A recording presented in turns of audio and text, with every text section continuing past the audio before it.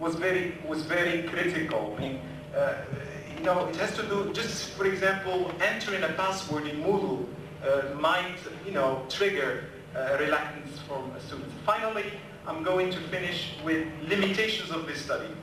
Limitations of this study. With only 47 respondents, that's a very small sample, very small. I need 100 students in the future to find really reliable results. Also, the data on frequency of use was self-reported. I mean, a student can really exaggerate and you know, write down that he's using the system you know, for 5 times a week, etc. So I need to measure data usage from the log files. And I've been trying to do this, but for the time being it's not very easy because we need data mining software in order, because you know, Moodle does not give you a very simple way in order to give you the usage. And thank you very much. For discussion, I will take Bye. Please, Professor. But just a word of caution. Very recently, I was called upon to lead a group of consultants on the possibility of using M-learning in a private school in Casablanca. And in order to convince or not, I mean, in order to give our point of view, we went through 10 experiences, 6 of which were successful and 4 of which failed. And the difference between the two were like this. Okay, we found 2 major differences. Difference number 1 is that M-learning was successful in areas where ICT has already been a kind of familiar thing. And I'm talking about Sweden, Finland, and other countries. And the places where it failed were the places where there was a move from very little technology to M-learning, and they're talking about Qatar and UAE.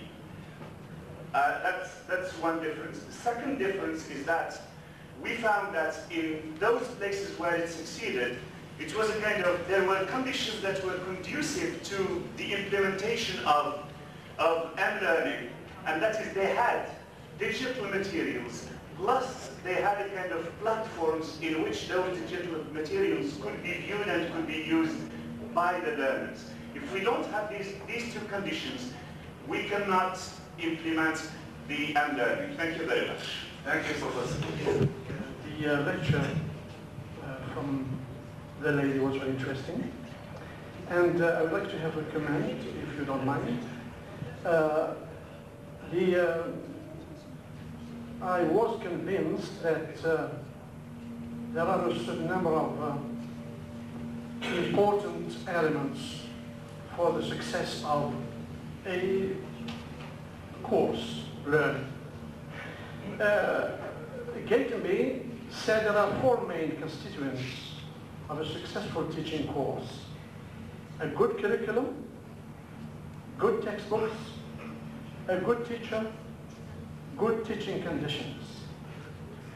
And I was convinced that he is right. But once I listened to you, I doubt. I started to doubt.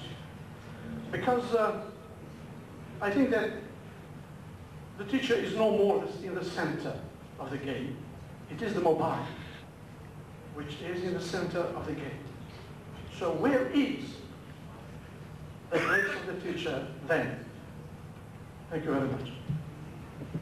Right. Thank you. Your presentation orbited around the recalcitrant and complex issue of ICT integration in the educational system. I'm optimistic in the sense that I do subscribe to the view that ICT can bring about positive changes in the learning process. However, and hence my question, how can, in more practical terms, mobile technology foster an environment that is conducive to better learning outcomes? Okay. you. Yeah. But thanks God, I've got a brain, a mind that is always there, is much better, 1,000 million times better than ICT. I'm sorry, I'm confessing myself as not a fan of ICT stuff. I've always been apprehensive about that kind of imminent change in the world. And my question,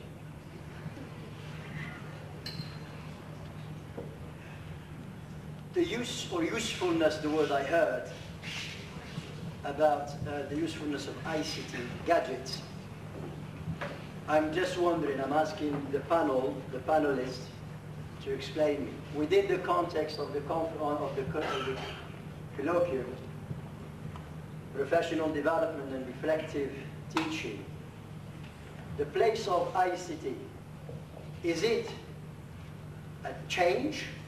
Because development always brings about change. Is it a change on its own terms, and therefore we are no longer within the context of the colloquium?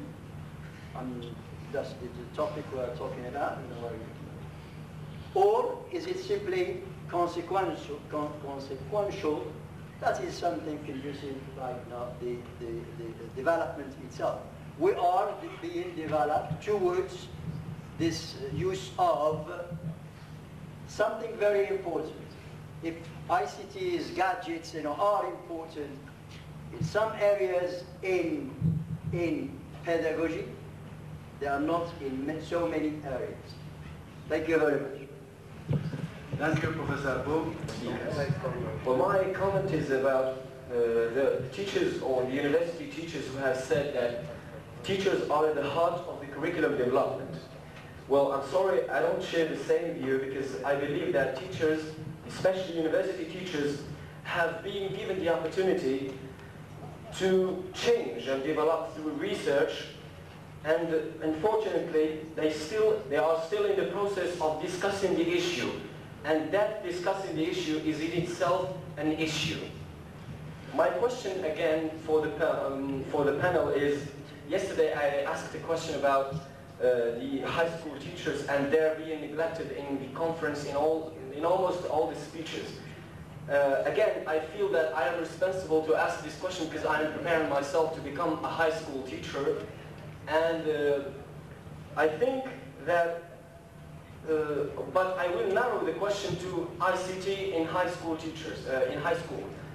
I think that, don't you think, Mr. Jam'i and your colleagues, that the use of ICT should start from the high school and primary school and secondary school, where the number of teachers is a little bit smaller than the university, the number of teachers and students also, so that to bring a new generation that has the ability to use ICT in the university. Well, because I feel that almost students here have computers and they have access to the internet, so I think they know how to use ICT, and they know how to use platforms and websites and to download knowledge so they can help in their educational career. Thank you so much. Thank you. Last question from Ahmed. Thank you, sir. I great respect to all my teachers, with no exception. My question is to my teacher, Madame Bakher, my respect. To what extent can we implement the ICT at the university school, after the university level? And we know what I would like to talk about Tourism University. We have more than 10 master programs, and we will have even an e-library. How can we implement it? If yes, what are the applications of the e-learning at the university? Thank you so much.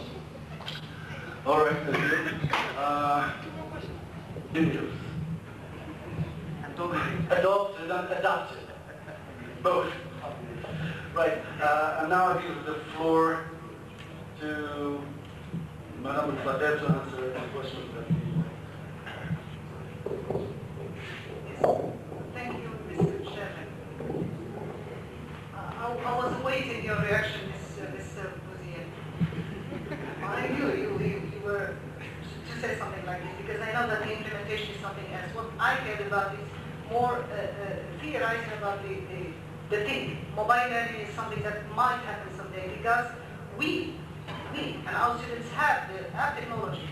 I guess they have the technology. What they need is how they can use, how to prepare them to use the technology. And to Professor Ancient, you were wondering about the role for the teacher. That teacher is in there, but he's supposed to take another role because in the morning, if you remember, we said that change. Normally teachers are change averse.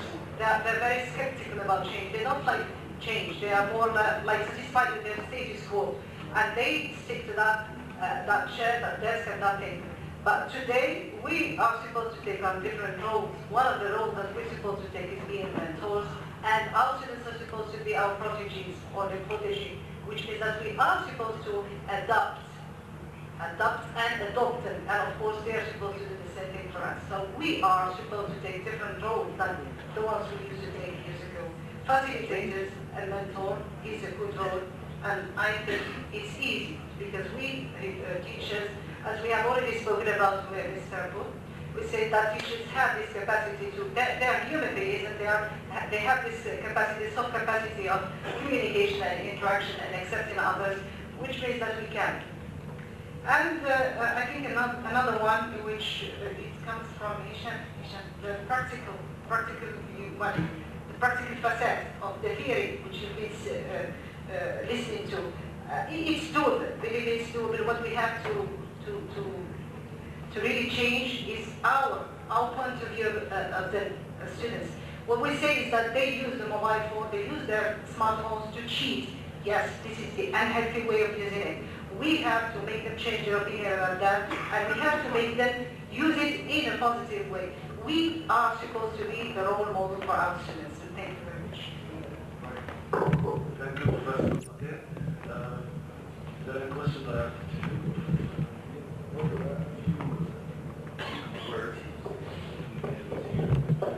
So, well, I think your question, yes, you talked about where high school teachers here this conference. I think when I talked about the reason for conducting the study I reported here, it was after I conducted a study in high school, that is a high school or a teacher training for high school teachers, which was a failure. And then I thought about why not conceptualizing, developing a model that would probably be tested in the future and be adopted or whatever in order to develop teachers' technological competencies. To Professor Abu, I think I tried to link the relationship, if you want, between the theme of professional development and the use of ICT.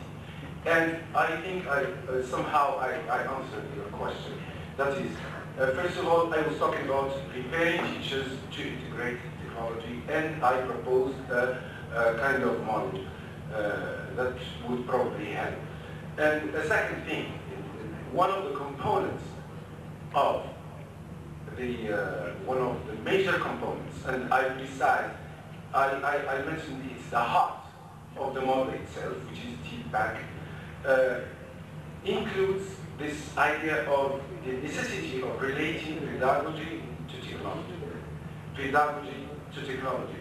So one of the major causes of the failure of any program, I'm not talking only about the GENI program, but about hundreds of programs that were implemented around the world, and they proved to be failures. So the reason, or one of the major reasons, is the inability to link pedagogy with technology. So this is why I proposed, as I said, TPACK as the major component of the model. Thank you. Thank you very much, Professor Fatmi. I give the floor to nobody asked me a question, so maybe there's a question that was directed to you, Professor Jami, by who asked the question? Trying to be very concise.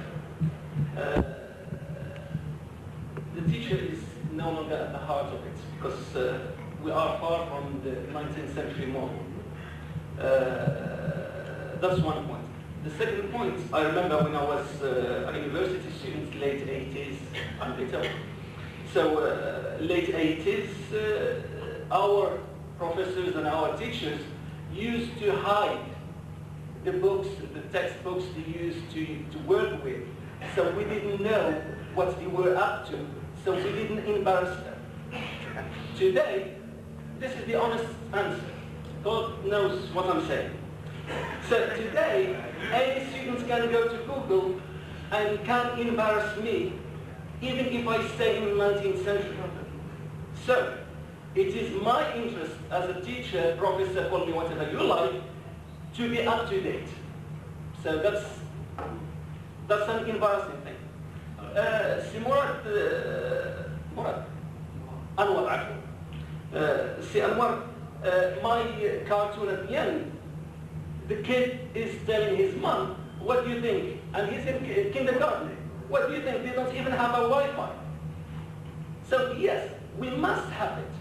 We must have ICT in the kindergarten going up. The problem is there is no infrastructure. There are places where there is no internet in the cities. The triplet. Internet in Morocco is one of the most expensive in the world, if you compare it to the bigger megabytes they sell you. So how could you use ICT at home if you don't have the internet? It's a matter of policy. Thank you very much. Thank you very much, Professor Zibata. I'm a defender of the opposite view. I believe, and I will always believe, that the teacher is always at the center of it, whether there is technological change or not. It's up to us to go with the flow. Please, if you don't mind, there is no break. We're going to... okay, I give you... This one word, I was willing to abstain from, reacting on the comments. Usually the tradition is to ask questions and answer, and especially comments that have value judgment. Consider an ICT as a gadget. This is a value judgment, and I think if you want to argue about ICT being a gadget, this should be, the basis of a research study to argue for.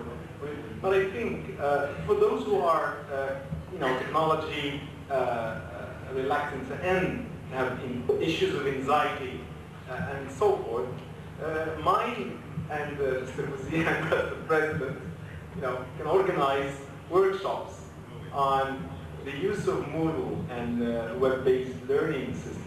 For those who refuse, it's their personal choice, and they have to live the consequences of their personal choice. And I think they will be dépassé, outdated, because, and I will give an analogy of the security belt in Morocco. Thank you. Okay. Well, I will close by a remark taking you back to the dawn of this millennium. In the year 2000, we were told that there will be a computing bug that will destroy all connection and everything. And there was a kind of discourse that was held at that time, telling that the humanity is going to disappear. Well, we're still resisting 14 years after that. Thank you very much. The session is closed.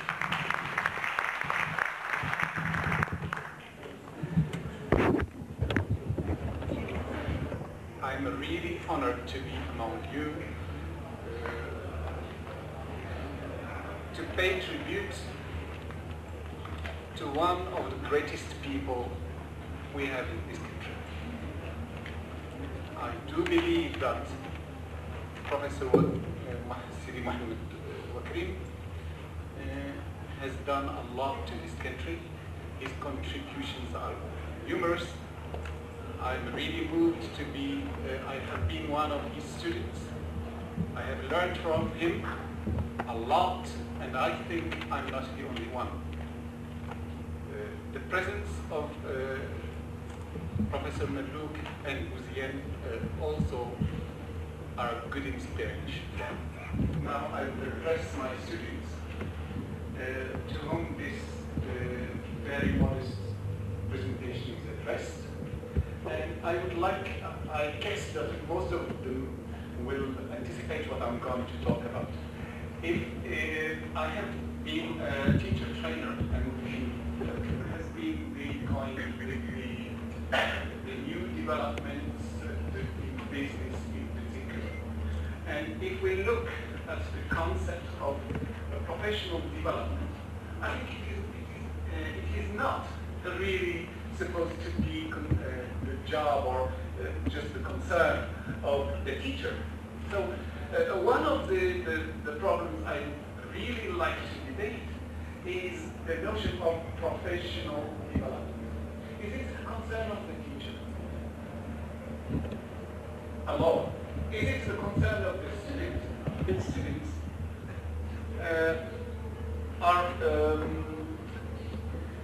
are not sedentary. We always look forward to moving ahead. We always look forward to moving up the ladder and become somebody else. So, and in which case, the notion of professional development could be equated not simply with career training, but just with the notion of becoming a professional through one's life and learning to be professional in doing tasks from different things, from different objects. So if in writing, we need to talk about professional writing. In everything, we need to develop something that is really not simply the concern of the teacher, but also of the learner, and in particular, our reason of existence as teachers is the student. The student is the center of every educational enterprise. The student is the reason why we teachers are paid. We are paid to be at your service. Just before this, professional development, everybody develops. Everybody. So it's not questionable. It's not a question of we should we encourage or how we should. Every one of us is doing their best towards self-fulfillment, towards promotion, towards whatever objectives they have in mind. You can find there a reflection process. So Professor Wakrim is there. You will find technology, Bouzien is there. We can, everyone here, from the talks, one of them. Now, the problem is, which area are we going to focus on? Are we supposed to do something in particular? From experience as your students do eventually, in which case we have to read, we have to update our knowledge, we have to in the same way. So the notion of professional development is that the teacher's job as it is now is coming from one end and the student from the other, and trying to reach consensus in the middle. And sometimes we do not reach those who need us. We only remain on the way, dealing with those who do not really need us. I think that the other alternative that could be much better is to take all these knowledge states, all these skills and abilities as being the objective, setting up objectives and going the same road together, both teachers and students. Preamble. So as you can see from here, the purpose of this study is limited to analyzing some of the features as it occurs in academic circles, and the analysis is just looking at the concept of professional development in the light of the new theories of learning, which give more impetus to the learner in the academic circle. So central here will be the student. The rationale underneath this search is that areas of professional development cannot be imposed. We cannot say. So, as is the case in most often in our educational system, there we are faced with programs of professional development, whether at the secondary or especially the secondary and primary level. So these programs do not take into consideration the teachers or the individuals who are really concerned. They are just ill-defined, and which means that you cannot, and then they are addressed to some people rather than others, instead of being focused on particular objectives and addressing something that can be doable. For example, these activities, professional development activities, can be split into two categories. The first one is technically requiring, that is technically or technologically requiring tasks, and the second one is knowledge management tasks. Assumptions. We are often also in front of a lot of assumptions that are erroneous because they are not based, they are not empirical, they are not tested and verified.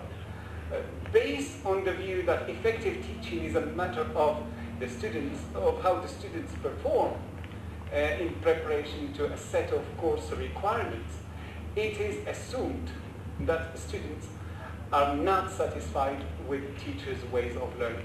This has been repeatedly said by the students, and I have also, as in this study, used a survey addressed to both teachers and students, and most of them would say the same thing. And if you do not agree with this, say shame.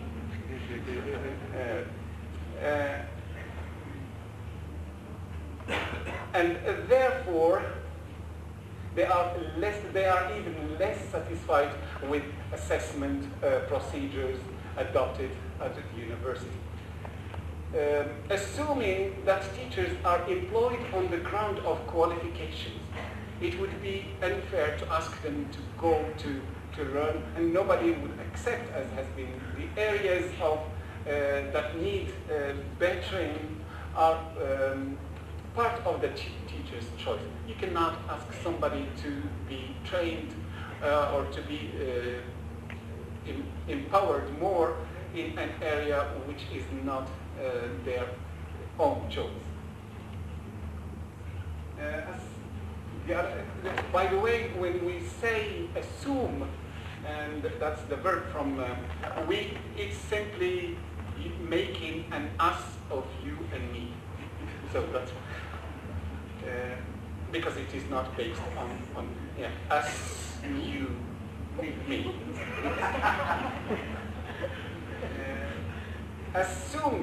Assuming that the eligibility of those who implement professional development programs is not proven, so nobody will accept to do these programs. What is needed probably is the investment in technology and offering the opportunities for students and teachers to do the job the way they like. That's one of the assumptions of this study. The teachers, as well as the students, are not taken into consideration. Yes, so this is a point I made earlier.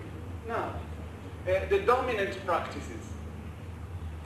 Teachers often complain about students' level up in every domain. This is erroneous. I think that this is just an assumption. On what basis, on what criteria is this?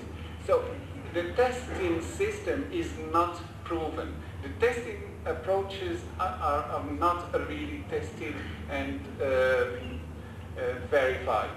Students complain about teachers' qualifications. Teachers refuse to be taught and refreshed. Officials preach the need for teacher development. Officials instate training experience laws as a basis for promotion. Teachers standing to hold seminal talks on questioning students. Well, by the second one, I have read recently an article on L'Economist, in which one of the academics said les étudiants du master n'apprennent rien de leurs professeurs parce que ce sont eux qui animent les séminaires. And I think that we should be fed up with this because this is an insult to both, to the whole enterprise, including the students, the teachers, and the education institution altogether. Okay. The state of the art. Two configurations are at stake. The notion of professional development needs to be redefined. We have to redefine the concept in pragmatic terms. Is it restricted to teachers? Is it a matter of that calls for professionalism? In which case, it is also the concern of students. The two sides of the coin are that decisions are sometimes made by the government and they bear a political tone, and they relate to the budgeting, to expenditure and things like that, how we can spend a budget and then implementing. Conclusion, please.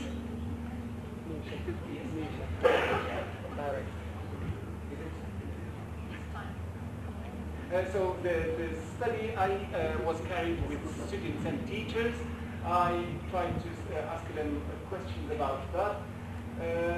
The result of the survey indicates that students value professional development as a means of a number of objectives that need to be introduced at the university in the form of extracurricular activities.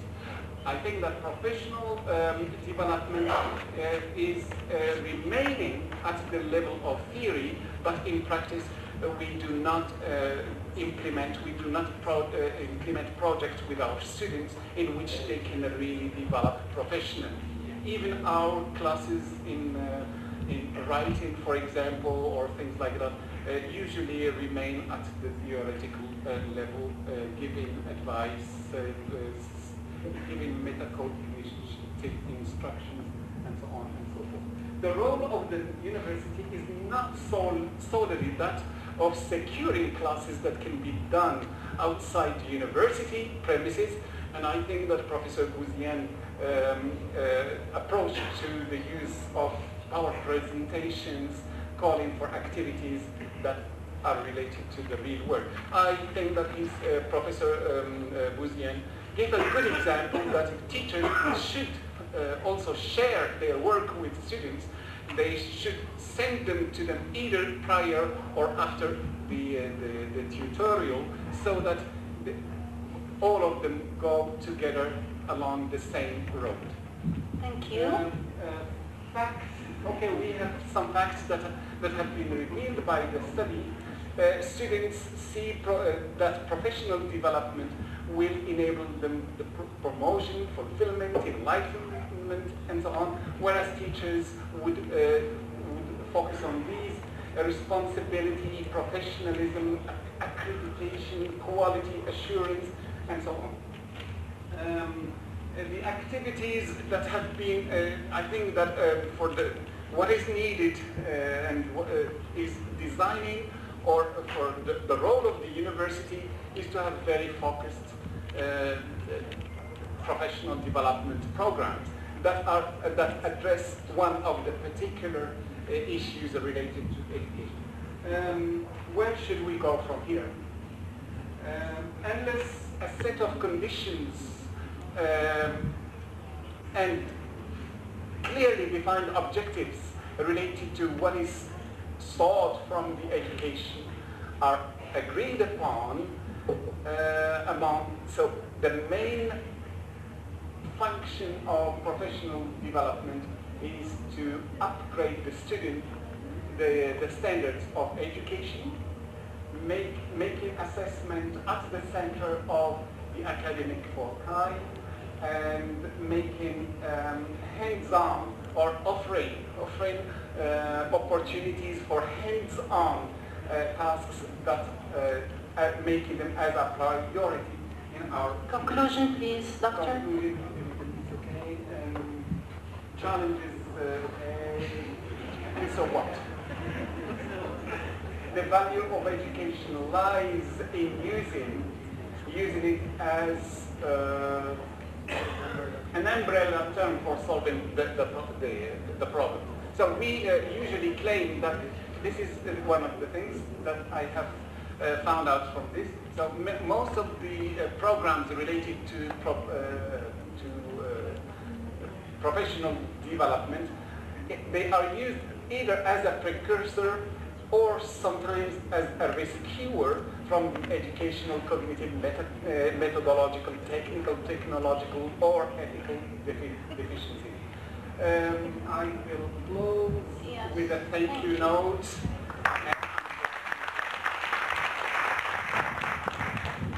Thank you, Dr. Abu Kader. Well, it wasn't easy to stop you.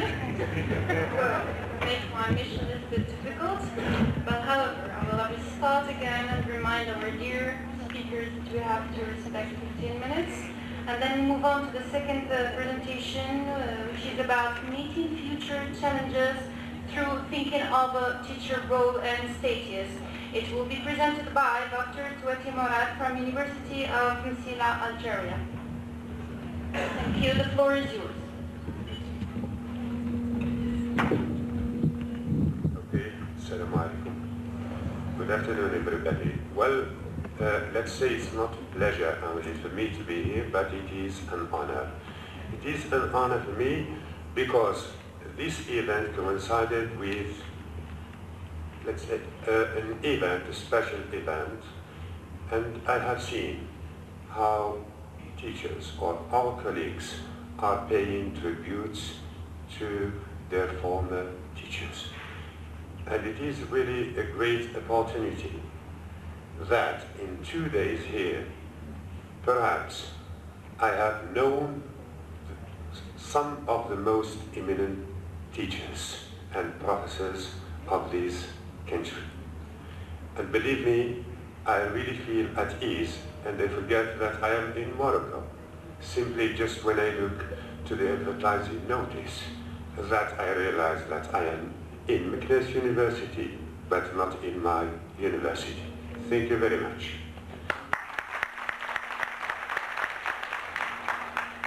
Well, for my communication, perhaps okay, we were talking, or we have been talking a lot for reflective teaching. Right. I will try to have a reflection on the number of years concerning my experience as a teacher, and the reflection on the communications, especially related to culture, globalization, I have participated in. And my communication represents, let's say, the hopes and the dreams of the portrait and the role of teacher for the future. And someone from our colleagues said simply, I teach students in the way I like to be taught. And perhaps, okay, the traits I am going to discuss and the role I am going to assign to the future teacher who is today a student. Perhaps this is the one I would be keen, okay, that he would be my teacher. However, I do not believe that one day the sage would leave the stage. Whether you introduce ICT or not, if you introduce ICT and you promote autonomy, simply the teacher will be the energy, okay, there present. Okay. All right, okay, as an introduction, surely it's obvious that any society concern is to produce the future citizen, okay, with certain traits, competencies, efficiency, and effectiveness.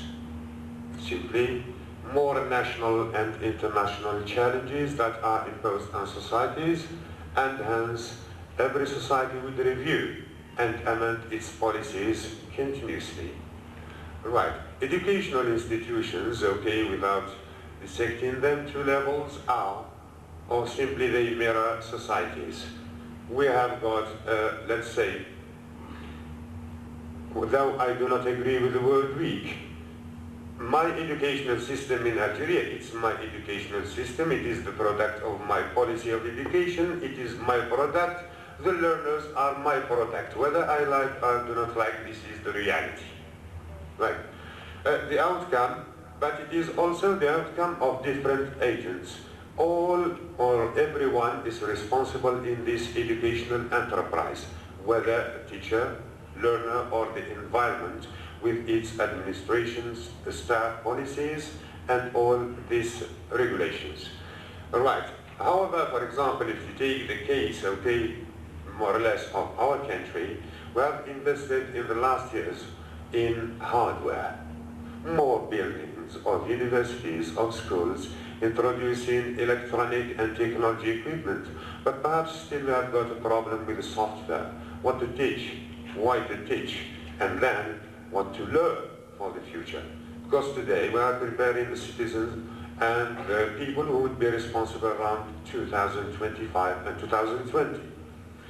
And all, okay, should be participant, and no one, okay, is to blame in case of health failure, but all, right? And as a teacher, I see that the key agent in this learning enterprise, it is the teacher himself or herself. Because, okay, he needs certain intellectual, pedagogical, affective, and social, okay, let's say, equipment so that, okay, he would maintain sustainable development and, of course, critical abilities.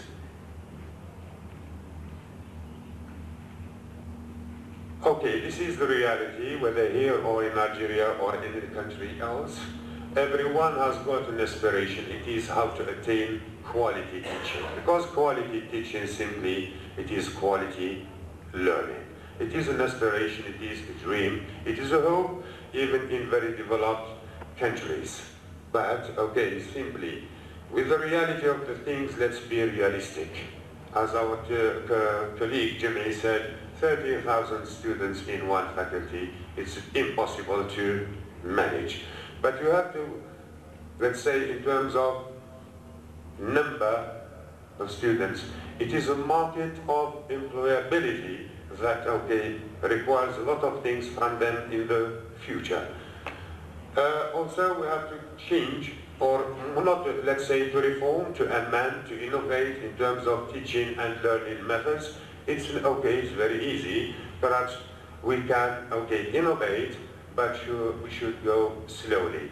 Because simply when we read the literature about innovation in learning and teaching, it's very nice to read what is, for example, let's say, Anna Olshamwood saying, or Bandura, or anyone else, but sometimes it is not the context that they are writing. My context is different. My context is determined by my culture, my history, my realities. And what is sometimes practical in another country is not going to be practical. There are cultural and social specificities. Right. If we speak about this quality issue, everyone is going to define it, whether as an issue or as an outcome, as an aspiration. Be it the definition in a way, it is simply to have good teaching, and when we say good teaching, it is to have a good teacher. And when we say good teacher, provided there is an adequate environment, there is a good learner. Right. But there is, okay, in order to have reflection, simply let's ask a question, and this question is asked by anyone, even, okay, by Europeans themselves, okay, from the report of the European Community, okay, report on education. Are we doing the right things? And this is generally a question everyone asks whenever at least he's leaving, okay, a classroom. Am I doing the right thing? Or am I doing the things in the right way? In this way, I will have reflection on my teaching and then on the students' achievement rather than outcomes. Okay, for quality teaching, okay, everyone would search for excellence. Okay, whether search it in your traditional way or in performative when you assess this, okay, quality of teachers, or psychologize so that you sensitize people and you make learning more attractive, because simply learning by the end or teaching, it is an investment itself. If you invest, you need to sensitize people, to invest in human resources so that you have got a quality teaching, and then you would have what we call professional and personal development. Or critical, sometimes just we criticize the state of the art, but then whether I myself, I might suggest virtual solutions to the problem that are unattainable, or just it is for the sake of criticizing. Teacher's role, okay, it's obvious, okay, from the human side, okay, that the teacher should have a certain sensitivity to class and progress. And this is perhaps for the student who said that, anyway, I know him by his face, he's there, in the 6th row or the 5th row. Perhaps I haven't forgotten you. Go out there. So if you are going to be a future teacher, simply have certain sensitivity to the learners you are going to work with. Do your best to have clarity in your course so that, okay, your course would be attractive and anyone would follow you. Just have a very easy and understandable explanation. Encourage people and mutual respect between the learners and the teachers. You should, okay, no need, okay, to enlist the requirements from the point of view of pedagogy. But bear in mind, there is, I will not say red tape, I think he said. There is no red tape, there is the reality.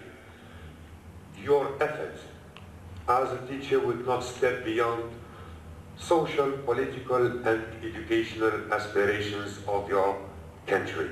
Sometimes you are not realistic, but the one who is designing a policy or a philosophy is so realistic, because when we are sometimes responsible, and perhaps, okay, there are teachers here, okay, who have experienced responsibility, they know what should be done and what should not be done. Okay, engage yourself locally, this is collegiality, and people are supposed, okay, to come or to approach one another, to exchange ideas, and to evaluate both their teaching and learning, and to be so objective from all of them, okay, you can see they are available, and you can have more, perhaps these are the most important traits of a teacher. From the effective dimension, okay, independence of thought to a certain level and respect to other opinions or other people's opinions, and of course to have sometimes to deal with things emotionally as you may do reasonably. Cognitive dimension also for the teacher is very important. This is a role It is one, okay, important thing, because simply he is a critical thinker. Be it the, listen, even if we have got in the most modern societies, teachers have not changed their roles. The teacher is a teacher.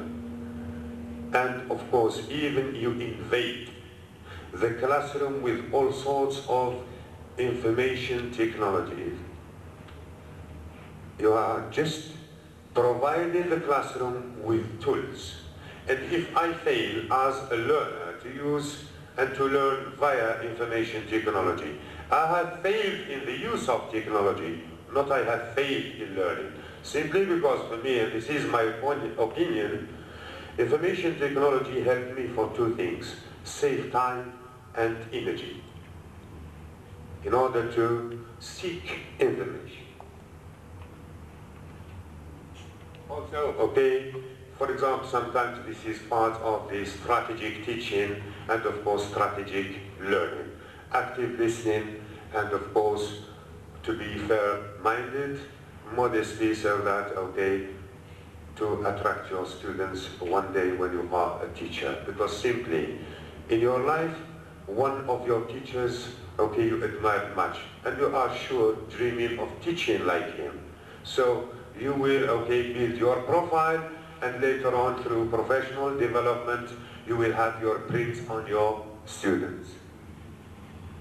Okay, pedagogical dimension, okay, to assess, to evaluate, and okay, to interact, simply because what we do today in class, for example, group work, collaborative work, and so on, these things that tomorrow in the future will help students, okay, to interact in the society whenever they are responsible, and to assume, for example, leadership, management, to collaborate whenever they are, okay, holding responsibility positions. Thank you. And even I have finished. Well, it is very outstanding to think and to suggest every necessary element.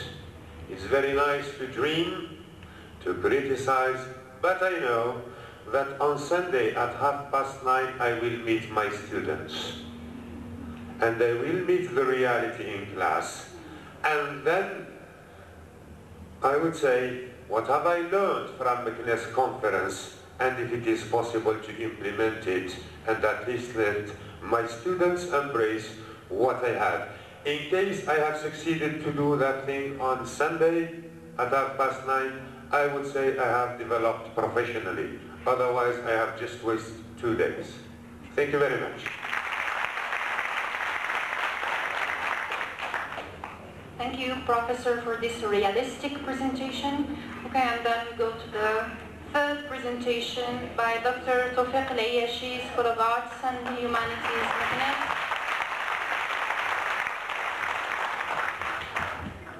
And it will be about the changing role of the EFL teacher facing the new challenges. Thank you, and thank you all. I'm really delighted to be here in front of you. And I'm sorry. I'm really delighted to be here in front of you, and I'm even more delighted to be here in front of two great teachers who inspired me. I'm talking, of course, you have guessed who I'm talking about. I'm talking about Professor Wakreem and Professor Malouk. I have met Professor Wakreem when I was at university, and he really inspired me. I'm talking about inspiration. It's a key word, remember that. I'll be talking about it a lot. And I'm also talking about Sima Luke, whom I have met when I was taking my training to be a high school teacher. In fact, I have been a high school teacher for more than 18 years. Then I embarked on higher education. I have also been teaching English and the American language in Fez for more than, well, you can count it. I can't count now, but you can do it, since 1994. How much is that? How many years are that? Right, okay. And I have also had experience as a... I've been your student. Yeah, you've been my student at the American Wood Center. Yeah. Right. All right. Hey, it's really good. It's really good to see your student grow, right? It's really good. Anyway, I'll go straight into what I want to talk about. the changing role of the EFL teacher facing the new challenges. I don't think I have anything new to tell you about it, except that we are a long way from the teacher standing on a platform, looking at the students, having the students taking a pen and a paper and writing whatever, or jotting down whatever the teacher is saying. That's dead and gone.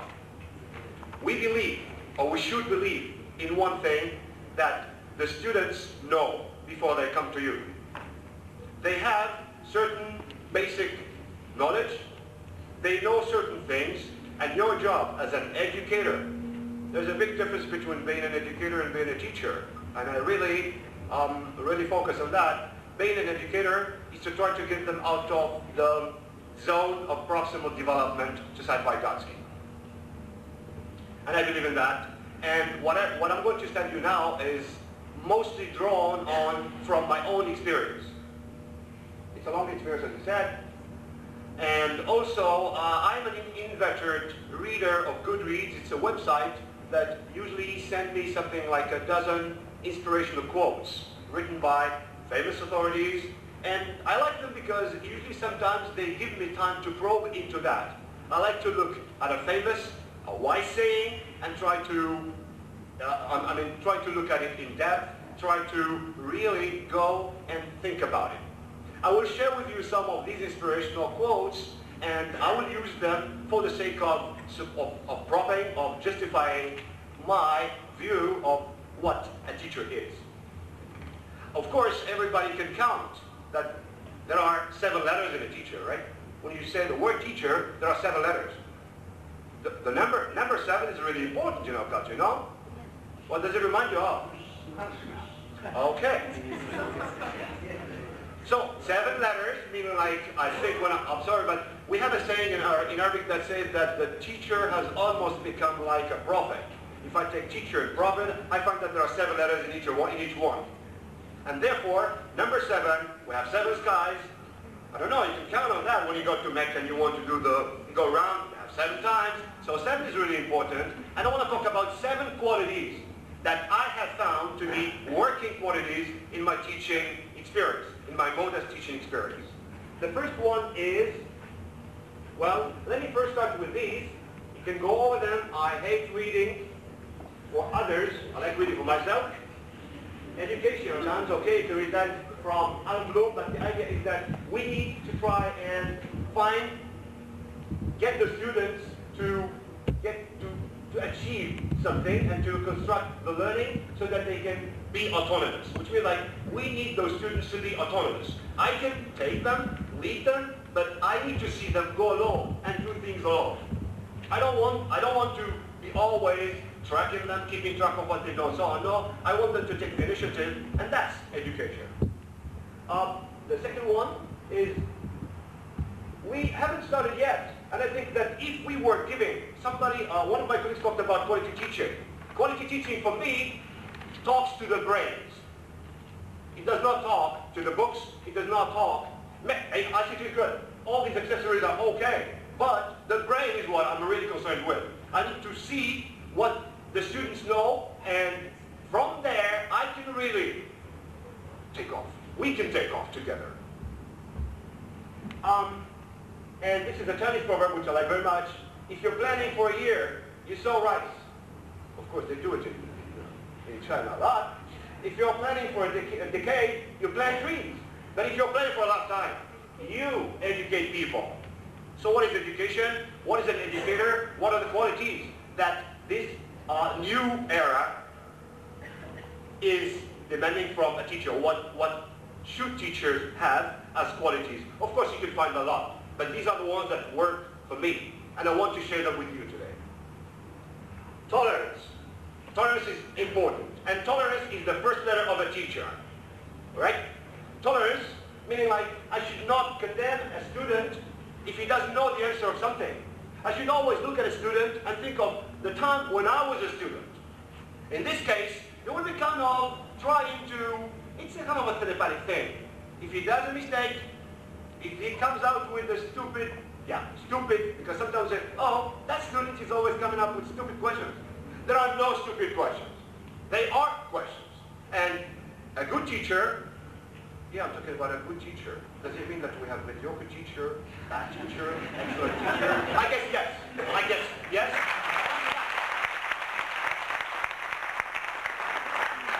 I'll come to that. I'll come to that. Anyway, so we need, there was a time when we didn't know anything, and therefore when I look at that student, I have to look at him with an eye on what I was before. That's important, because that helps me to understand him better, and that helps him to confide in me, and that helps him to build his own self-confidence. It is a, it is a universal law. It's a universal law because the U is a consonant, but I took it like that from the Goodreads. Intolerance is the first sign of an inadequate education. An ill-educated person behaves with arrogant impatience, whereas truly profound education breeds humility. And we'll go to humility when we talk about the H of the word teacher. Okay, T-E. E stands for empathy. It's more or less the same thing. What is empathy? Empathy is seeing with the eye of another, listening with the ears of another, and feeling with the heart of another. And the heart matters more than anything else here. Having empathy is a key ingredient to becoming the best person you can be. Yeah, best, good, better. We'll talk about that. You can practice empathy by, these are the ingredients of empathy, listening to someone rather than trying to talk to them. Remember, we have 2 ears and 1 mouth. Use your ears more than your mouth. Listen to your students. They can help you, they can enlighten you, they can easily help you to be professionally developed. And they can always give you food for thought, to reflect on what you did and what you didn't do. That's important. Asking someone how they are feeling if you think there's something wrong. Should not come to class and just be kind of placid, frozen. No. If you feel like one of the students is not okay, go and ask him. Hey, you gotta behave naturally. They said before, they used to say, a teacher is an actor. I don't agree. A teacher is a human being after all, and I think behaving as a human is the best thing we can do with our students. Listening about people from different backgrounds and cultures. Learning from people, trying to learn. And this goes as a job. It goes with our job as professors, researchers, or teachers, researchers. Showing concern and care for others, that's important. Paying attention to the needs of others, getting to know someone better instead of judging them. Never judge someone. Get to know him first, and then you'll be in a position to judge. And if you jump to conclusions, believe me, one day you'll break a leg or an arm. You didn't get it, forget about it. All right. DEA, we have ambition. A teacher who's not ambitious should better change jobs, as Simluk said. I think if you're not ambitious about your job, if you don't like what you're doing, then don't tell me. If you don't like what you're doing, you must do what you like. No, if you don't have what you like what you have. Yeah, that's not okay, that's pessimistic. No. You have to choose what you're doing, you have to like what you're doing, and you have really to keep liking it. Because that's how you can be, if you have chosen to be a teacher or a professor, that's how you can be professionally, that's how you can develop professionally. That's how you can really avoid being stagnant. That's how you can avoid saying, oh, I know everything, it's okay. I have 5 years to do, I don't need to go more, it's all right. My task is done. Your task will not be done until, you can use that sense, I don't like it. Great minds have purposes, which means like your task of a teacher, an educator will never, never, never end. All right? And I think that I have 2 inspiring people here, 2 great people. I'm not throwing flowers, Professor McGreen. I'm not throwing flowers, but I see you here, and it's really a great pleasure. These people have really given a lot, but they're still here, right? They're still giving, and I hope they'll give more.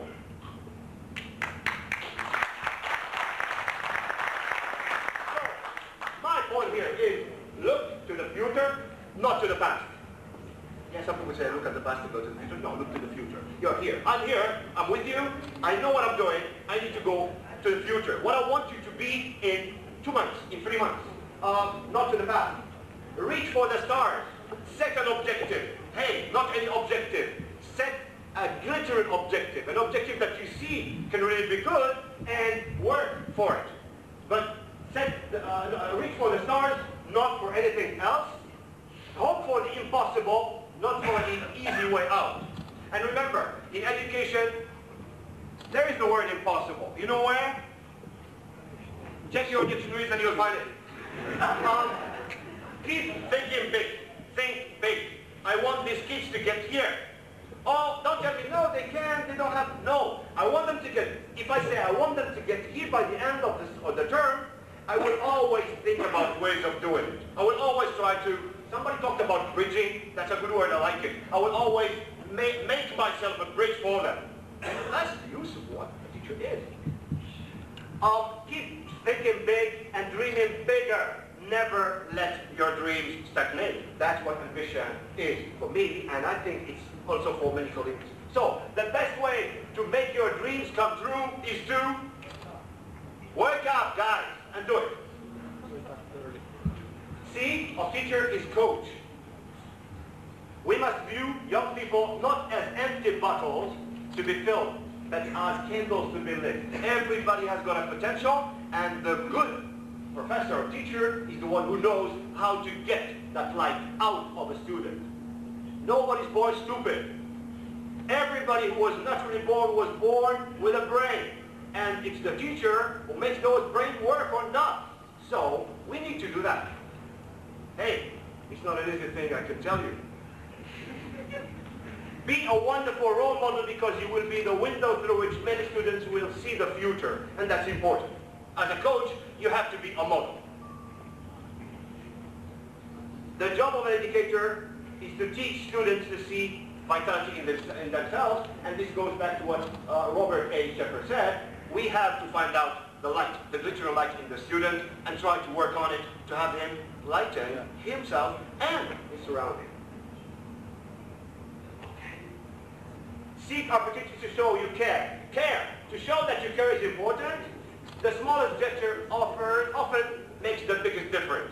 Like going to a student, you know a student, he always comes to class, he's okay, he's ready, but that day, he's not really okay. You don't feel that he's really in his good moods. Go. Tell him one word. If you just don't tell him, hey, what's up today? Oh, I'm sorry. If you say, I'm sorry, believe me, that sorry will be really a good impetus for that student. But if you just look at him and they say, oh, God, I don't care. That's not the way we should do it. I'm sorry.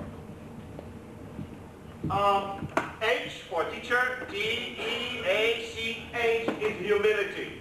If you're not humble, if you don't show to your students that you're humble, hey, don't act it out. You have to be humble, naturally. Then you're not going to help those students really cross to the other side. I'm going to go quickly, please, sorry. And then we have humor. Humor is important. And I have here one of my students who worked on humor, and I like that research paper because he really found out one of the hallmarks of what a good teacher is. Is it good? Is it great? Is it, I don't know. We'll check it out. A warm smile is the universal language of kindness. William Arthur Ward. I remember when I first went to Rabat. When I went to Rabat, and I had to do the training in Omar Khayyam. And I had Mr. Marouni, the teacher whom I was going to do the training with. And when I started teaching, I don't know, I smiled all the time. He told me, I like the way you teach and smile. And he told me one thing. He said to me, you know, a man without a smile shouldn't open shops. Yeah. Hey, you know what I said to myself? If I want to be a teacher, not a greengrocer. But still, now I know. A smile, a warm smile, is the universal language of kindness. Students, remember, students might forget what you said. They may forget what you did. But they will never, never, never, never forget how you made them feel. That's important. And I would go back to what my friend said. I mean, you know, you say, you become someone knowledgeable when When somebody asks you, where did you learn this? You say, I don't know. I learned it sometime, but it's here now. When you get or possess knowledge, then you can say you learned. But if you get and recite to me things or retell me things that you have learned by heart, that's not what we want our students to do. We want our students to get something from someone and to develop it, to create, and then to make that thing theirs. And that's how we can really have a good educational system. The E is endurance. What we want is to see students in pursuit of knowledge, and not knowledge in pursuit of students. And this is what we're doing. We're taking knowledge and cramming those students' minds with knowledge. No, we want to instill, inculcate in those students the habit, the love, the pursuit of knowledge. And we can do it. That's Bernard Shaw. I cannot teach anybody anything. I can only make them think. I'm talking again to the brain. He can't teach because students come with their own knowledge. He can only make them think. Ah. All right. So, anyway, there are 10 things here. Anyway, you will see this in my publication as well as the dates and everything. But I want to go to the last thing, which is rapport. It's the rapport between the students and the teacher that is also important. Building a rapport, a teacher takes a hand, opens a mind, and touches a heart. There must be a hand. There must be a mind, and a heart. And now, we're talking about the types of teachers. We have 4. Some people told me no, just say 3. Others say 2. I think we have 4. We have the mediocre teacher who tells. He gets things, he comes to the class, and he recites. He's not explaining, he's telling. The good teacher explains. It's a little bit more, an extra, right? He teaches and he tells and explains. The superior teacher tells, explains, and demonstrates. And you know what the great teacher does? He inspires. Thank you.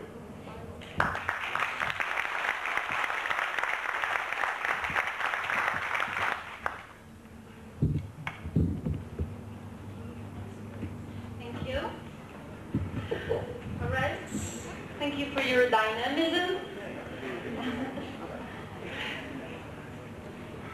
So, that would let us again position ourselves as one of the 4 descriptions. Which one? Thanks a lot, Dr. Ayashi. And the next presentation, before the last, is the teacher developer as a target of professional development teaching and the graduate in doctorate linguistics as an example by Dr. Karim Ben Soukas from School of Arts and Humanities, Rabat, Agdad. The floor is yours. Thank you, Professor.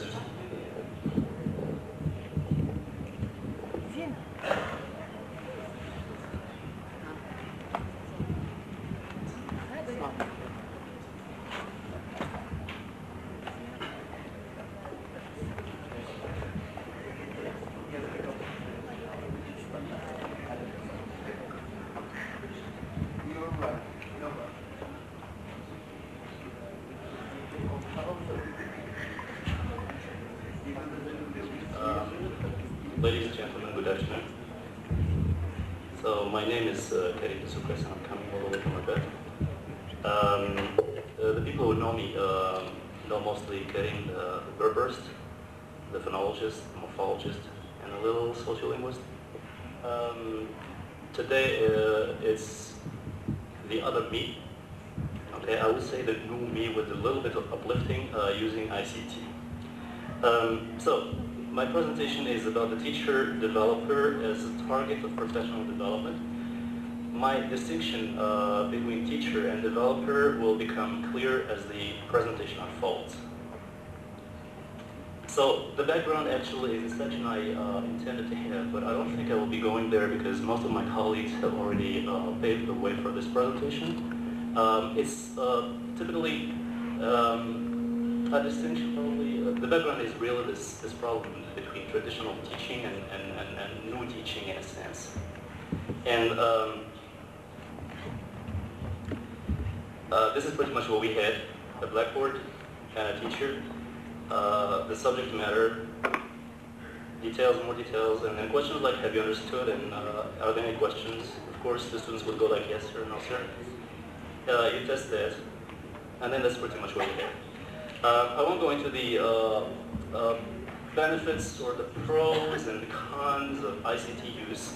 This has been done already, and as I said, people have have paved the way for my presentation. But one thing is clear, nobody can really deny the role of ICT in teaching. So the thing is, here, the question I'm asking is, where to, Magellan? What we need is a teacher who is capable of using technology for teaching, okay? So I'm building really on my own experience. This is partly the reflective teaching part, okay? And most of what I'm saying is not really built on a review of the literature or anything like that. It's more like personal reflections on the matter. So please take them with a pinch of salt and not as really basic assumptions. So the first type of teacher is the one using technology at level 1. This is myself, for example, where I used to point out to my students DLRs. These are digital learning resources. Like, for example, a website. These are taken from my old paper-based handouts. Okay. So what you can see is I always have an important point on my handout, and then I would direct my students to wherever the additional information could be retrieved, okay? The second level is a teacher who adapts the DLRs, and to my mind there are two levels of adaptation. The teacher selects ready-made multimedia materials, for example, downloadable things, etc. And he would or she would use them in class after a little of adaptation from a pedagogical point of view. The second type of adaptation is where the teachers curate the materials actually after some technological adaptation. I call that a lower level developer. You would have, for example, a YouTube video and then try to use parts of it or whatever combinations better work or work best for the teacher. So this is pretty much what we have. Now the third level of really using technology is where the teacher himself designs the digital resource himself or herself. And this is what I consider talking to professional development with respect to ICT integration. This is the focus of this presentation. So I'll be building on my own experience in designing a phonetics CD-ROM. So the problem is this one actually. So we have this part which is called phonetics. It's part of an S4 initiation to an introductory course in linguistics, which is entitled Initiation to Core Linguistics. And pretty much, these are the things we still do actually. A lot of symbols, more symbols, transcription. The syringe analogy, and a lot more. And of course, the basic assumption is that the traditional approach like this one, this is me 20 years ago when I was first hired by the English department, teaching phonetics. It's a chalk and talk approach, which just doesn't work. Our students, these are my students actually, and this is what I have felt to be their attitude or whatever towards what I was doing.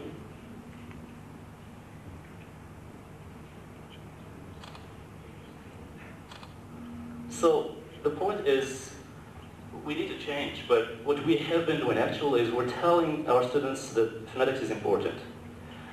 It's a basic course in linguistics. It's very crucial for S5 phonology. It's important for master's programs, phonology, morphology, etc. But unfortunately, this doesn't help with the teaching. It does not help with the learning either. So the solution is, let's go a little bit ICT. The developer. This is the first part of the presentation. That's me actually. The D stands for developer, by the way.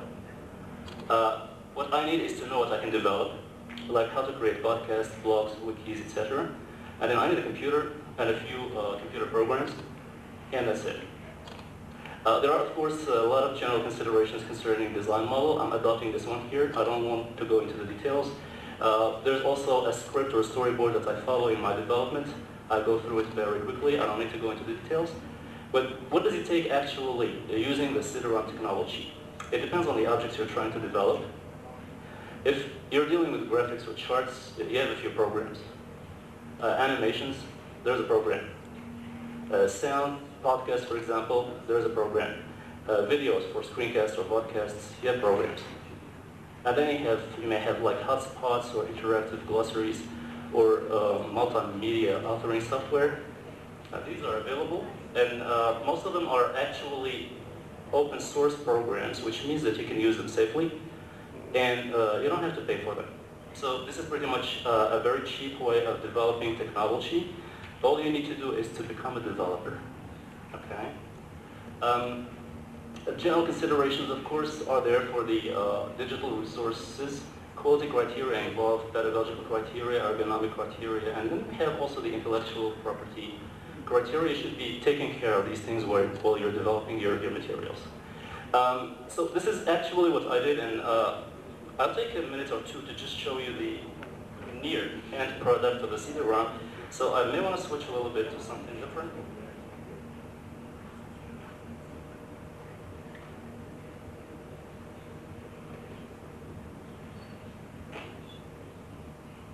It's coming out. Okay, there we go. So this is the first thing you get, and then there's a navigation bar which you say over there with buttons. You have the home thing there, and you have things that are organized in terms of the content of the course itself.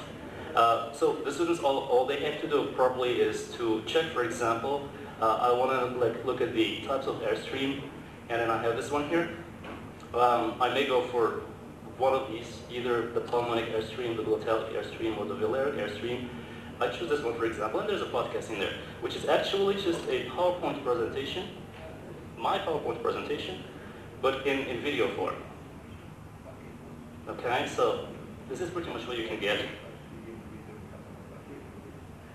It's an animated, an animated PowerPoint presentation turned into a video. So you can give these things to students, and instead of working on these things in class, you can just like shift the classroom to the home, and it helps a lot. They don't need to make notes, they have everything in there.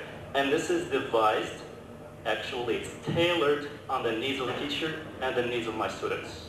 Am I reinventing the wheel here? I don't want to go that way, because I'm learning a lot of things in here, and I'm sure that my students will be appreciating the effort. Let me go back a little bit. So here I have the charts themselves, for example, if my students want to check on them. I have the one with the pulmonic consonants. Those of you who know phonetics know what this means, actually. I can go back to the vowels, for example, the cardinal vowels. Here they are.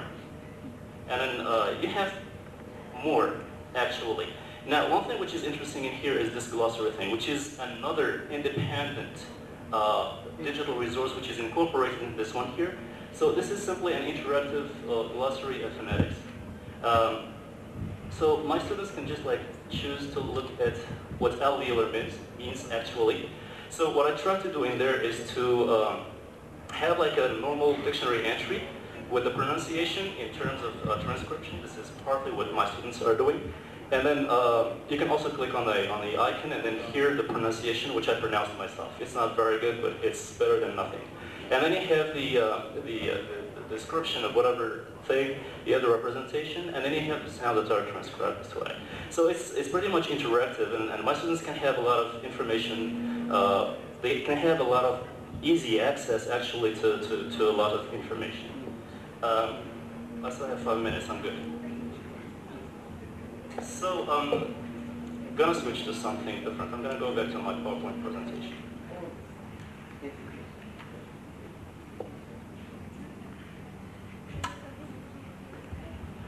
Where is it?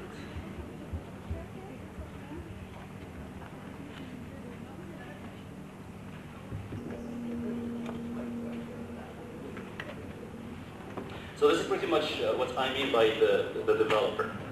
Okay? All you need is a few software programs, and does it take a lot?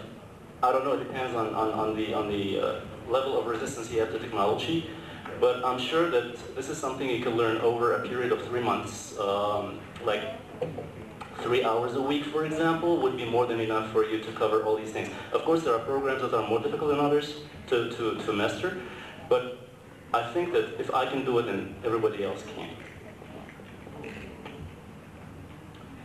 Going back to the teacher.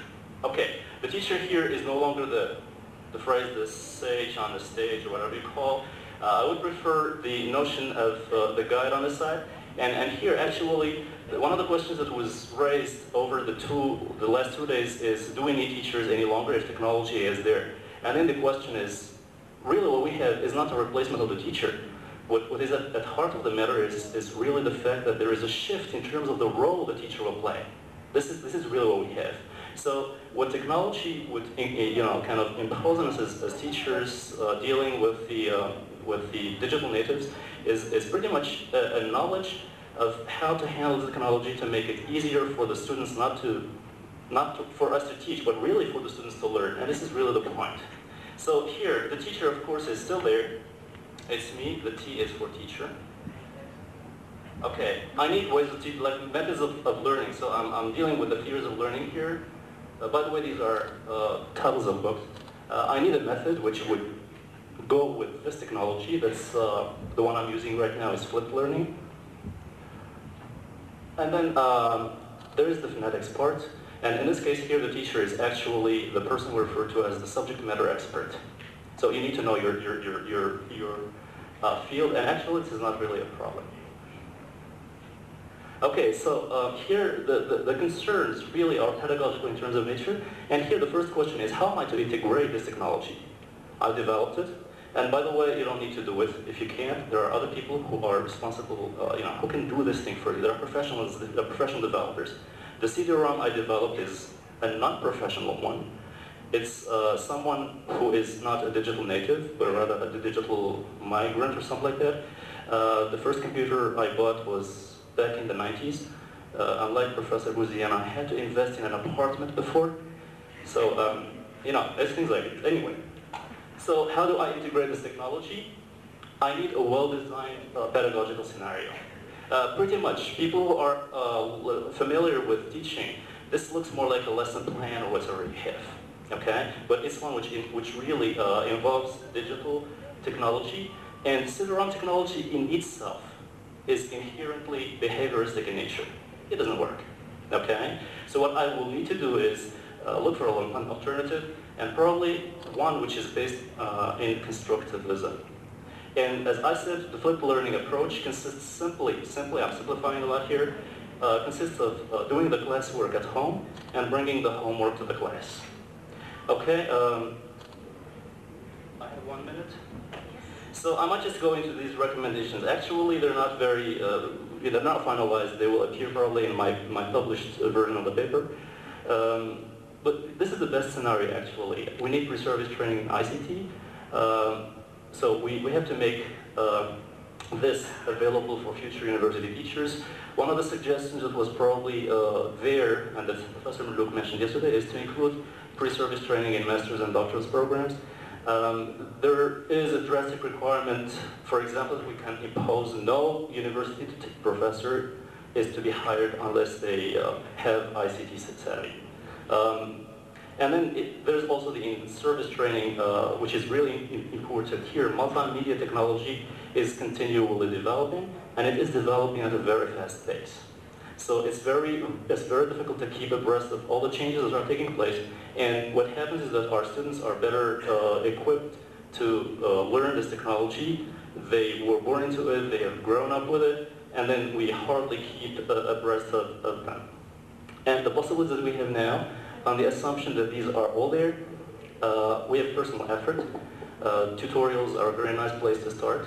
The target is to know how you can use just like YouTube and then type in anything. How do I do this? And then you can have a tutorial if you're lucky. You can get it firsthand.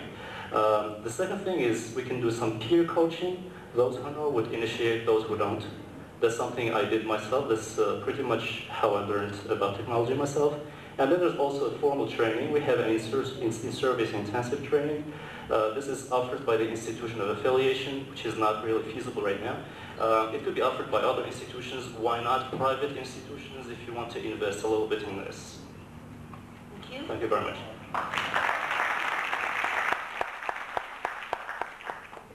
Thank you so much for this presentation. Well, I have learned a lot from it. And well, normally we are here today to share our individual experiences inside classrooms. And normally that's what we should do in the future, is to put into practice new technologies and then share results all together. Thank you again. And our last presentation is by Dr. Sadiq Madani Alawi, School of Arts and Humanities in Hrazfas. And it is going to be about the value of reflective teaching, benefits and challenges. 15 minutes, please. Thank you.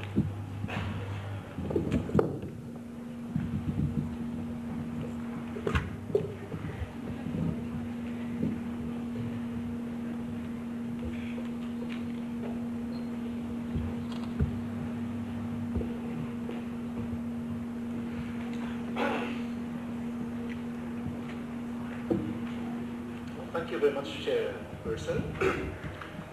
Allow me first of all to thank our professors, Professor Wakrim and Professor Beluk. I just wanted not to miss this event, to thank them for, especially Professor Wakrim, for shaping my professional career, because I tell you frankly, I learned a lot from him in the 90s, and I tell you, Professor Wakrim is a personality that remains indelible, stuck in my mind whenever I'm trying to prepare a course or to do something. This is the real truth that I'm revealing today to you. It's a great honor to be here with our eminent and outstanding Professor Wakrim, and of course Professor Beluk, who has been in my defense, PhD defense, and I really learned a lot from his insightful remarks and the notes. Okay, so so far then, you've come to an end. You were waiting for Godot, but you know Godot has never shown up, but here I am, here at the end, the last speaker. I think you've got to now to, with all what you have heard about the reflective teaching and professional development, I'm sure now you've come to value reflective teaching, and this paper, of course, is going to be to expose on the current ideas about reflective teaching. Of course, I'm not going to present a paper on something that is empirical. I'm going to theorize a bit on this construct of reflective teaching and its importance in the teacher's professional development.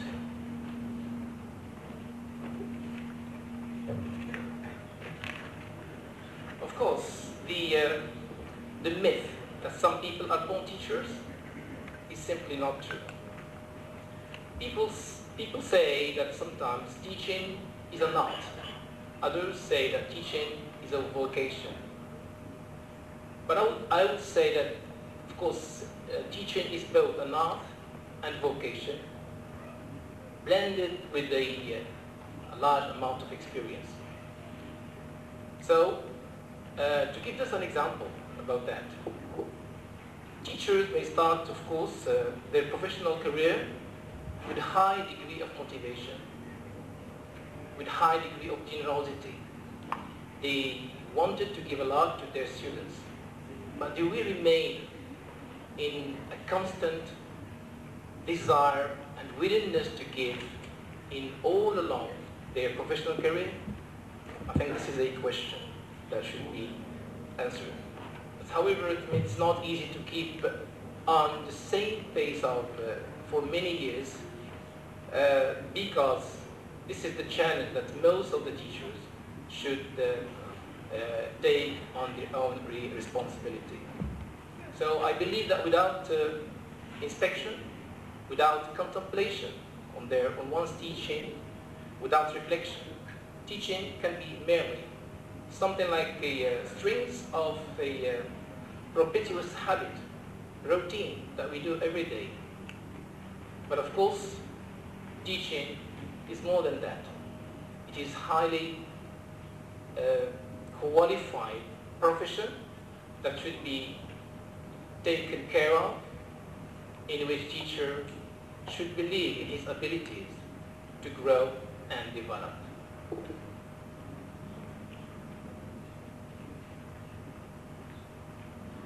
So, one of the most important gains in language teaching and learning in general is to bring behavioral change through reflection and analysis. But just, I think, a lot of the teachers and professors here today and yesterday talk about this notion of change. Is it really easy to change? I think change is something which is cultural. It is purely cultural in the sense that we Moroccans, for example, or Arabs, I'm going to admit it, we are reluctant to change. We don't want change. And this is, of course, these are things that have been proved by a lot of scholars. I think they spoke Bierhoff, they talk about the uncertainty avoidance in culture.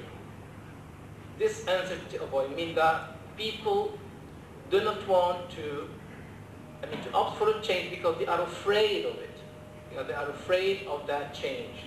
They are afraid of ambiguous situations, what will bring. So I think the ultimate goal of a reflective teacher is to believe in change, to believe in growth, to believe in development.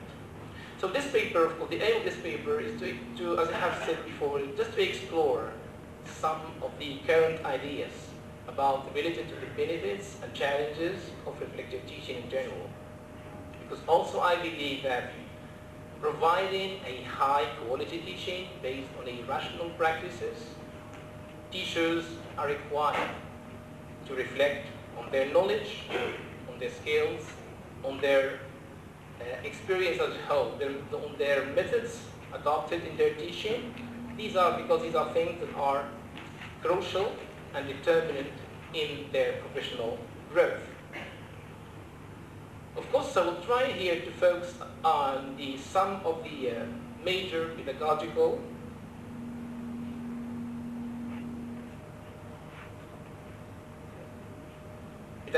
concerns commonly related to the teacher professional career. Because reflexive teaching is something which is complex, it is something which is context dependent.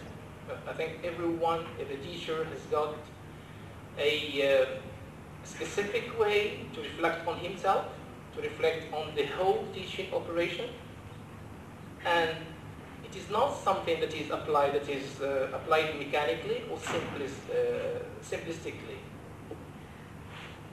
Of course, this notion of reflexive teaching in general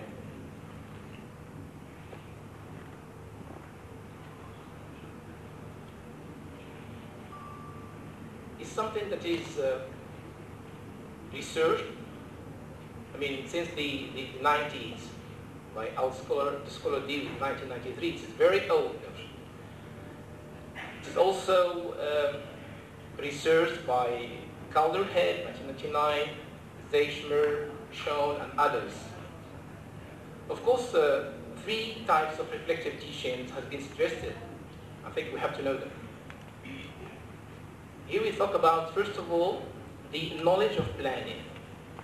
And here we talk about the cross-curricular principle of instructional planning. It means that we have to reflect on the way we plan lessons. We question knowledge.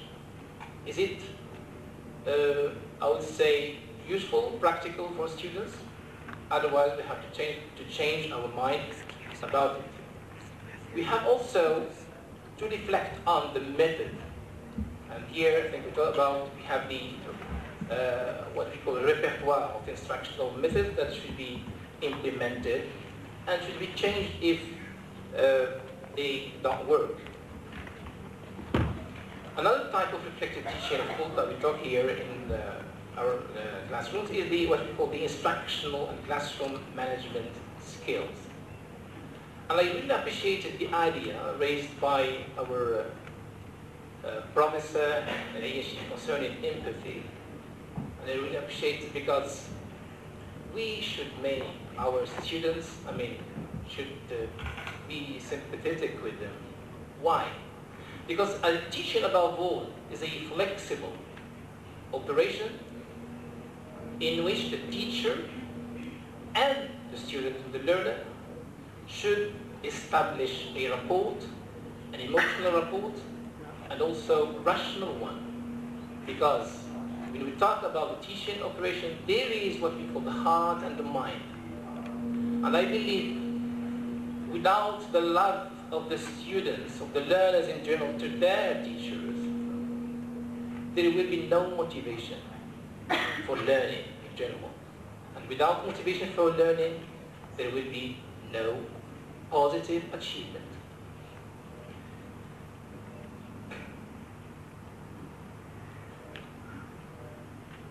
Now let's go to the another idea. Some basic assumptions of reflective teaching. So reflective teaching in general, it is of course an act of, I'm delving into definition because I deem it very important. The act of thinking about, followed by analysis, analyzing, assessing, altering, educational meaning, also intentions,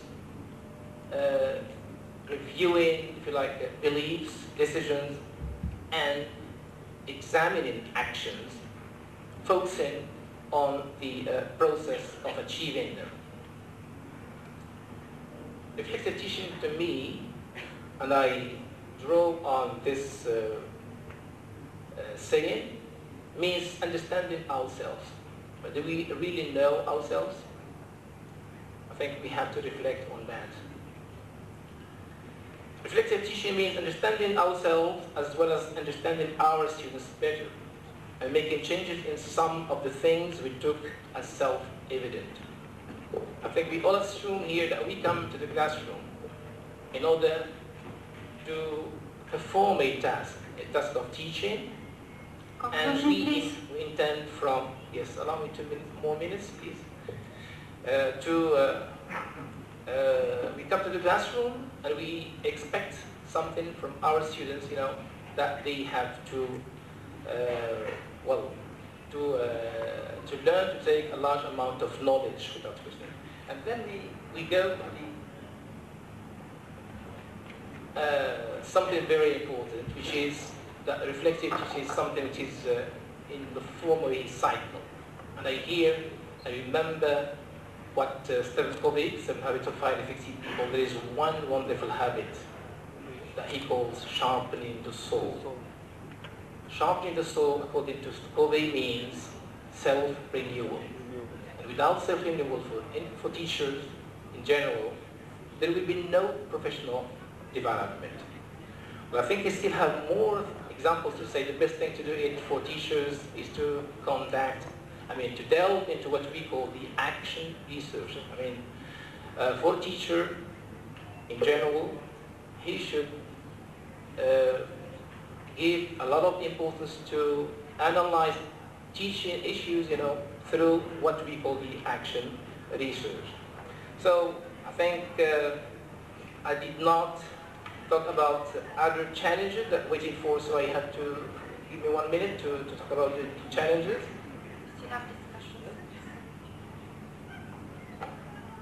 Of course, the problem facing teachers to reflect on themselves is the most important one is the lack of time, because we all know this problem of time and the amount of commitments that teachers have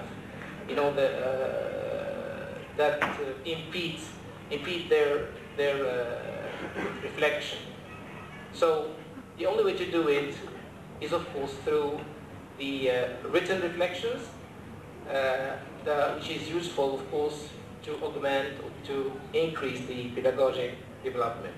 Of course, there are some practical barriers that I told, including the practical, emotional, and academic barriers. Not all teachers are, have this possibility to, not possibility and time, of course, to delve into these issues. So, to come to the conclusion, I think I really appreciate this saying by Maxine Green.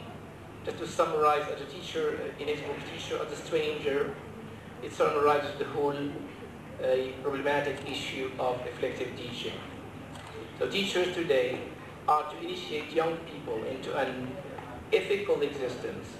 They themselves must attend more fully than they normally have to their own lives and its requirements. They have to break with the mechanical life to overcome their own submergence in the habitual, even in what they conceive to be virtuous, and to ask why, with which all moral reasoning begins. Thank you very much.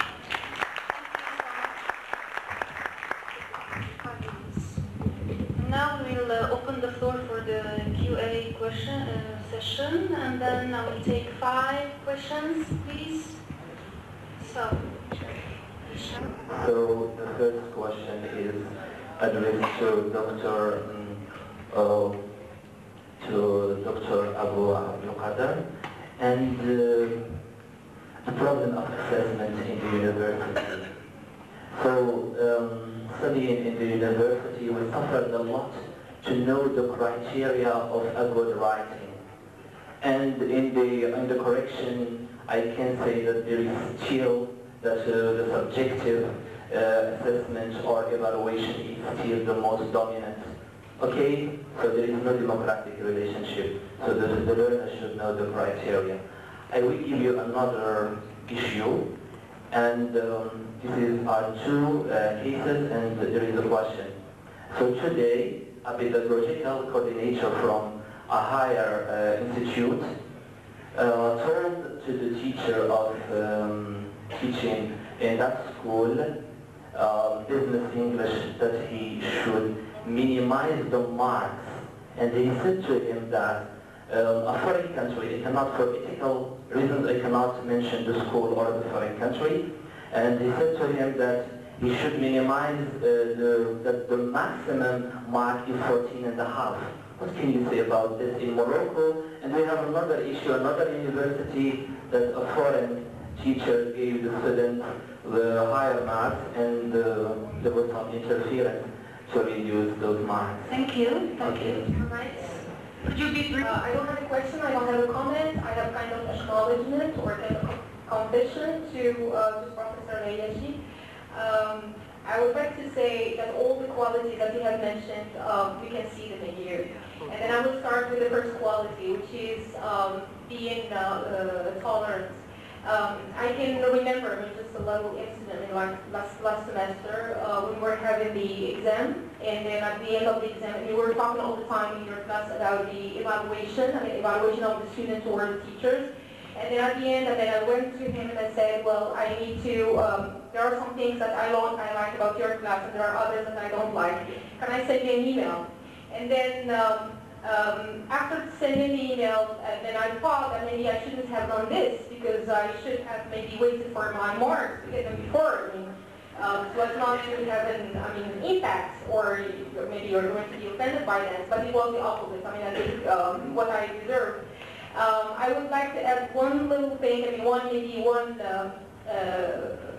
I can say quality to what you have mentioned, but I would like to say it in Arabic because it doesn't have the same length in English. You are aniq in everything you say and everything you do.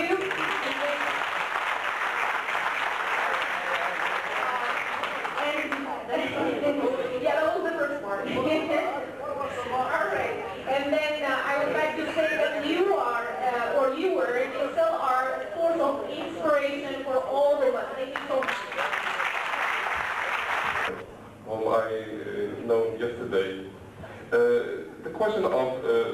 development is also related to pre-service, before one becomes a teacher.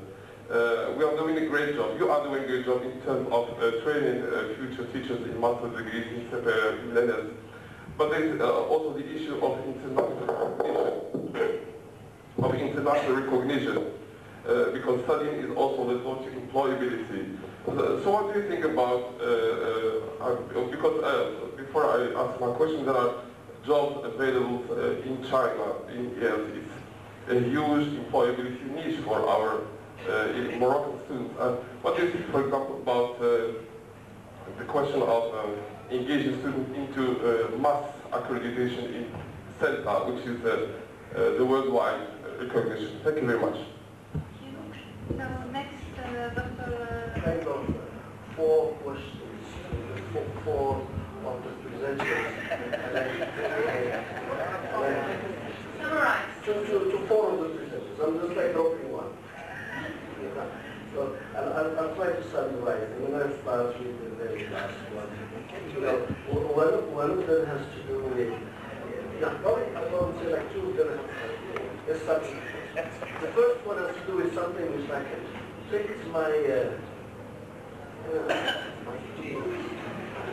and fix my anger. I'm just like asking Professor Benedict, you said that Arabs are reluctant to change. I don't agree with you. The history of the Arab world does not, I mean, Arab it's like,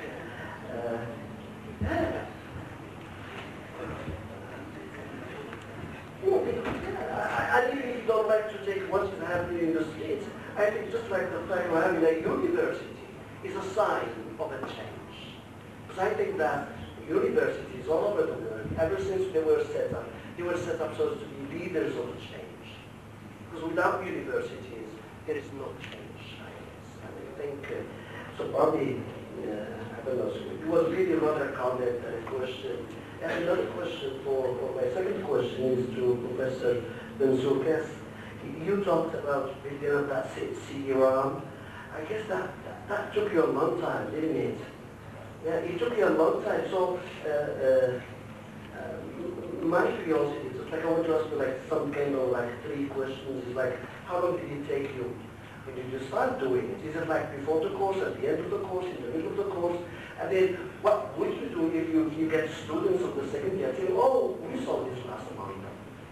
Is it like another course? Is there another CD or something like this? Thank you, Professor, because I have here, I would like to read this small note. Just to read this small note and then, please, can you stop at 6:50? It's an order. All right, so please an order. So I have to I'll give it up. I'll give it up. Yes.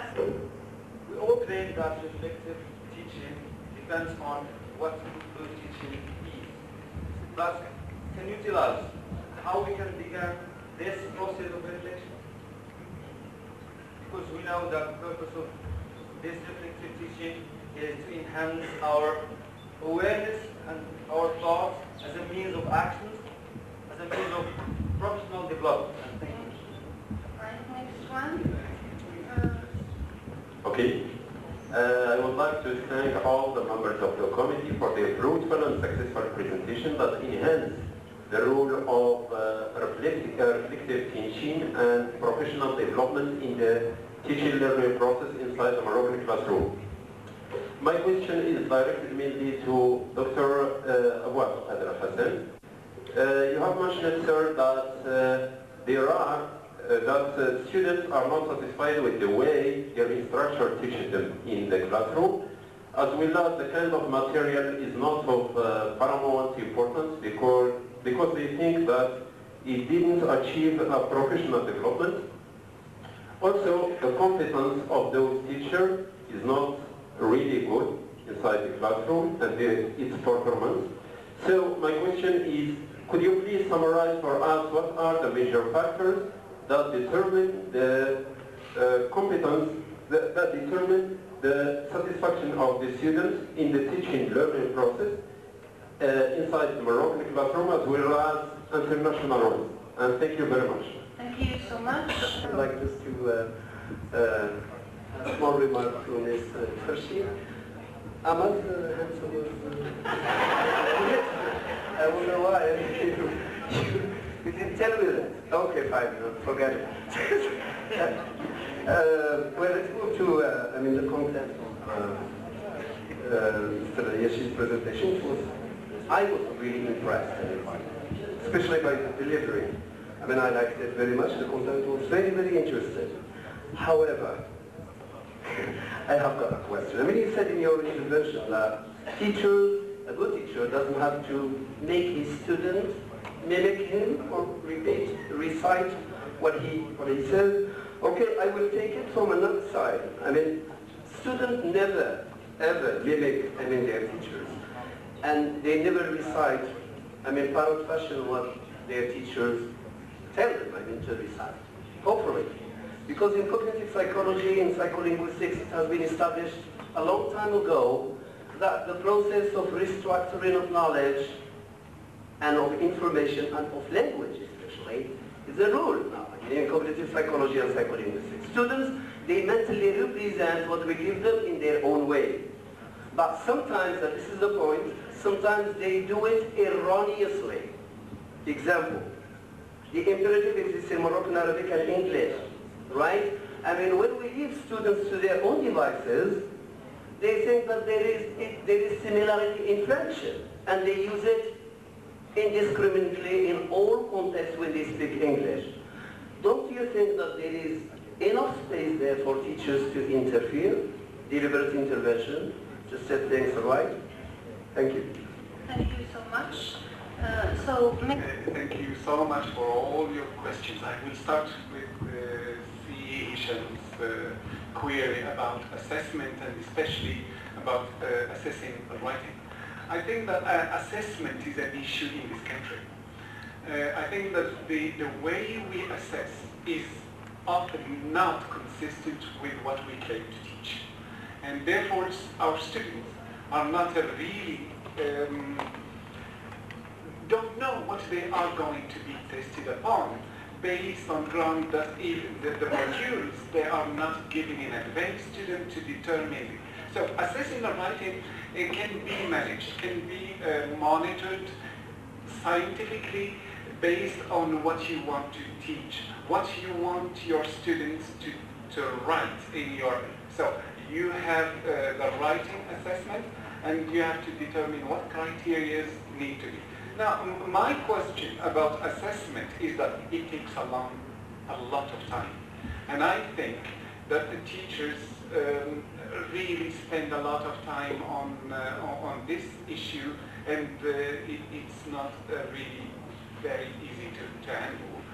And I think that in an institution like this, we need to strive towards the creation of, towards making assessments not the task of one teacher individually, which means that there are tasks which need to be shared between teachers in order to determine the way they should be assessed, and not every teacher should assess his students the way he wants. I think that we have to be, what I meant by democratic assessment is that all students should be assessed on the same basis, not really. It's hard, but it's doable, it is possible, and I think it should be one thing to be reflected upon. I don't know if I have given you enough, but I think it's a big issue. Steve Najib, your question about yes, teachers' development, and you say, what do you think about yes, about employability? Yes. When I was saying that teacher development, professional development should aim at developing teachers or students professionally, it implies that we need to teach them how to find jobs, how to ways of applying, ways of doing things professionally. I think that there are jobs everywhere in the world, but the students don't know. There are jobs sometimes not in China, but they can find jobs there are jobs just nearby, but students cannot be aware of them because they have not been taught properly, they have not been developed professionally. The third question about teachers need to be yes.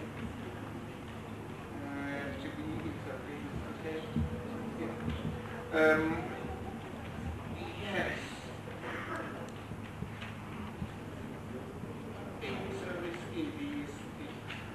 I forgot what you. Please, could you really ask me again your question? What you mean by? Yeah. In the meantime, I will respond to the other questions. The major factors that determine students' satisfaction with the teacher himself or the teachers themselves. It's the extent to which the teacher accompanies the student towards achieving their goals. I think that as teachers, we can get, if we hear the flowery remarks about teachers, it's just that teachers' objective and main role is to trigger the motivation of the learner in order to make him feel at ease and develop. As regards the last question, can seminars be run by students? I think yes. Students are a good inspiration. From my experience, if you have a pedagogy that is project-based, that makes students go into the field, into the real life, and then do some projects, I think we can learn from them in as much as they can learn from us. So I think that students should not be underestimated.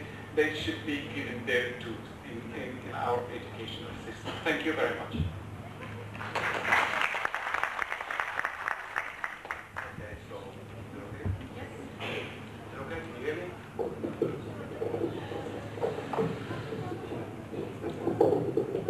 Okay, before answering you, Mustafa, I'd like to go back to Siham, and I'd like to go to all of you through Siham, of course, and thank you for a lot. Yeah, for me, and believe me, it's also a lot from my side to you. And this is why I am a teacher, and this is why I have been a teacher. And if I have to redo it again, I'll choose to be a teacher again.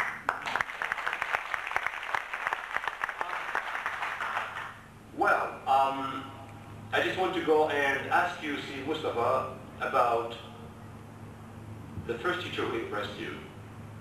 The first English or teacher of English who impressed you. Absolutely you. No, I mean, the first teacher who inspired you, I'm sorry for using the wrong word, but I know who has inspired you. I love it. You're a good friend of mine. I love it. So, can you tell me, please, don't take it personal. Professor Ayashi. No. Anyway, what I want to say, I mean, my idea is that usually we all have in mind, deep in our mind, someone who motivated us to do English or Arabic or French. Now the question is, how come that we have opted for English or Arabic or French? I know that deep down into all, if you look at all the factors that really push you to do that, there is that humble, tolerant, nice, polite teacher who has inspired you to do it. And I guess that it's not really a bad thing to mimic him at the beginning, to recite him, to try to speak like him, to act like him, verbally and non-verbally. But then, that's okay. But then, it would be bad if that student keeps to that behavior. We want to have him on that platform because you're a model and he's going to try to follow you, but after that, as an educator, you have to get him out of there and to free him. To give him freedom by trying to see, as I said, by trying to look at the candle in his mind and lit it and let him shine in a sense. Okay, I will tell you later about it. Thank you.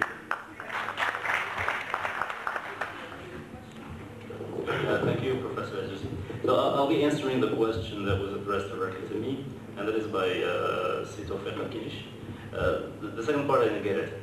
I'll answer the first part, and then if we have time, we can move on to the second. So your question was about time. Does it take a long time? Obviously it does. Okay. The way I would look at it is not the time it takes. It also takes a lot of effort. And this really argues counter what I said in my presentation, but this is the truth. Anyway, there is one take you can probably apply. It's to do it over an extended period of time. For example, if you're interested in like having your like podcasts, your lectures as videos, what you can do is like for one semester, just shoot all your lectures as you deliver them, and then you can use these objects as part of your podcast. The other thing I would say is that the revolution that Web 2.0 brought is that we're trying to install now a culture of sharing. So if you look at it, for example, as a one-person endeavor, it's difficult. But if you split the work over, like, if you have colleagues who are doing the same thing, and each one of them does their share of the work, it alleviates the effort a lot. The last point I would like to state is that there are two things that we're developing here. As I said, there's the developer and there's the teacher.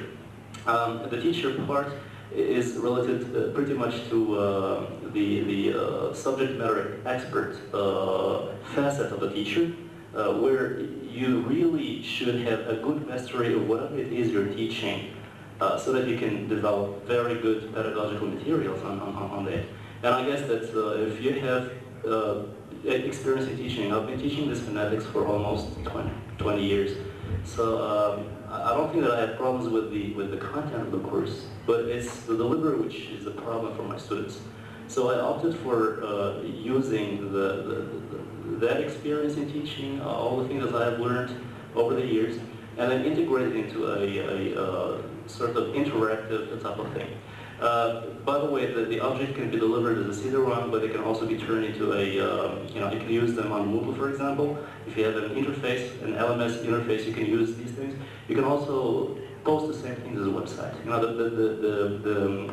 What is called the multimedia authoring program, or multimedia authoring software, some of them give you the possibility. Thank you so much. Okay, just one little second. Give you the possibility of exporting the thing as a CD-ROM or as a website. Thank you very much.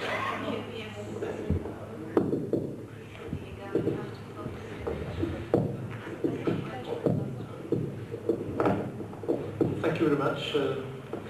Just I will react to the question of the Professor Akinish about change. Well, of course, when we talk about change, this is something that I say, but it is that I said, of course, but it is something. It is a research that has been carried out by some some researchers in culture. So it has been said that Arabs in general and the Eastern Asians are reacting to change. These are studies that have been carried out in this field.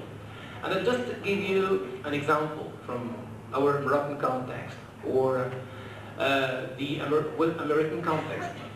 This question, for example, of mobility. Notice for an American or Westerner in general, they move a lot.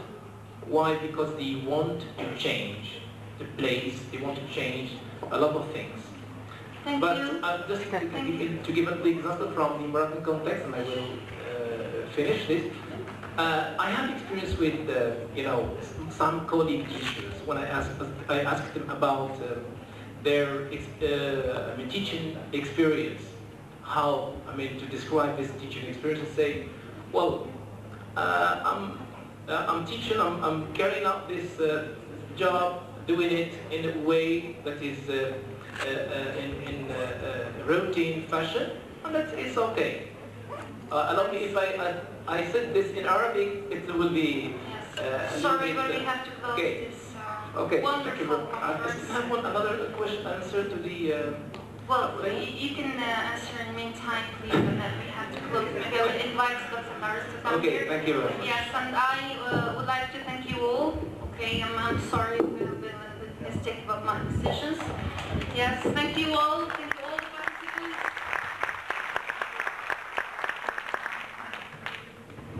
And now I let the floor to... Delighted to have organized such a successful, say, event. And this event would not have come into existence without the collaboration and the encouragement of the organizing committee and the financial, I would say, assistance we obtained from the School of Arts and the Humanities and the University of Ismail. And I'd like to take this opportunity and thank both the president of the Ismail and the dean of the school. My thanks should also go to Professor Mohammed Wakrim for having accepted to pay tribute to him. Though this is not a tribute in the true sense of the term, this is I call it, and we decided to call it, it's an academic tribute.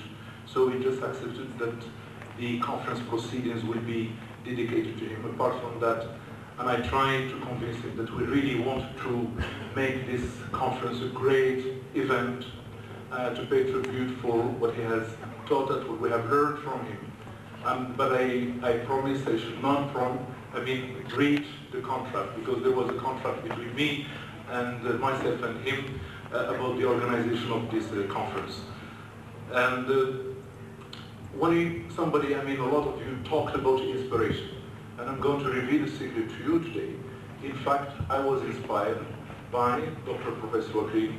He's the first one to introduce me to the field of applied linguistics right after he returned from England. I still remember it was in 1987, 86, 87, when I was ready for the bachelor degree. And I was touched by the course of applied linguistics to the extent that I want to read for the same course at the Essex University after maybe 10 years in the same field. Now I feel that I have to, but anyway, I don't want to say too much about this as I promised. My thanks should go to Professor Malouk, from whom I learned a lot thanks to the many, I would say, presentations he delivered during May conferences. I attended nearly most of the May conferences, and this is the time I learned a lot from him. Again, I'd like to thank you for all, your inspiration. I was a student in the Faculty de l'Éducation at the time, and then I'd like also to thank a student from Kenitra who took the trouble to come all the way from Kenitra to Mecca just to attend this conference. I appreciate the fact of spending the night here. I'd like to see the opportunity and thank all the participants from the bottom of my heart in the name of the organizing committee for the quality of the presenter. I know that they could have, performed, spent more time on, but that we're constrained by time and anyway. My thanks should go to the organizing committee, to the master program at the Faculty of Science, in this institution, in the humanities. So I said that this would not have seen light without the contribution of all. I'm sorry if I forgot anyone of, in this room, including the employees again, who offered assistance and help student teachers. It's a pride for us. It's a pride for us to organize this in terms of quality of the papers and in terms of the organization. I suggest that we need to make recommendations for, from this conference. We need to, so how could we in fact develop this idea of or concept of professional development in our university, not only at the university level, but perhaps, as somebody mentioned earlier, why not in secondary school as well? And then I asked the following question, what is the next step? So what? after all the effort, invested in this conference. I mean, we should have come through, I would say, to like come, and I'd like to ask Abdul-Majid if you can to wrap up all, the recommendation of this conference and write a report on this and send it so we'll publish it. And we'll promise again that we're going to publish the proceedings of this conference. And I'm sure that this conference has contributed in a way or another, again, to the personal, academic and professional level of each individual here. It's like what I call this is a mobility program that are used in Europe, that are used elsewhere, in many other European countries like Tempus, Erasmus. I think we talked about this in informal meeting, Erasmus and Bologna process. I think it's the same. This is what we need in Morocco. I expect in the future to have, these kind of programs that can allow our students to study in other universities, to shift from El Jadida to Kenitra to Meknes, and then in the same program. In a way, I don't want to take too much of our precious time of the guest speakers and all of you. And in fact, I'm inspired by Professor Wakrim once again, and I'd like to thank him so much for whatever he has done. And I think it's like he has also taught many of the generations to come, and he's going to teach, as we say in French, par trop inimités. Anyway, that's enough. And I'd like to give him.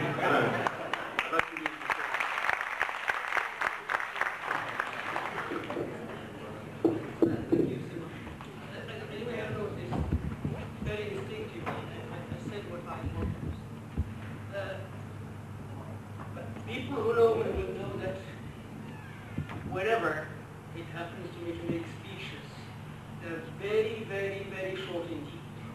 So I'm going to be very short indeed and say thank you to everybody who has attended this conference. When I accepted, in fact, to come to the conference, I accepted to come to the conference as one of the participants, no more. To my surprise, a lot of things have been said, nice things, very kind things have been said about me. I am not sure I deserve everything kind and nice and positive that has.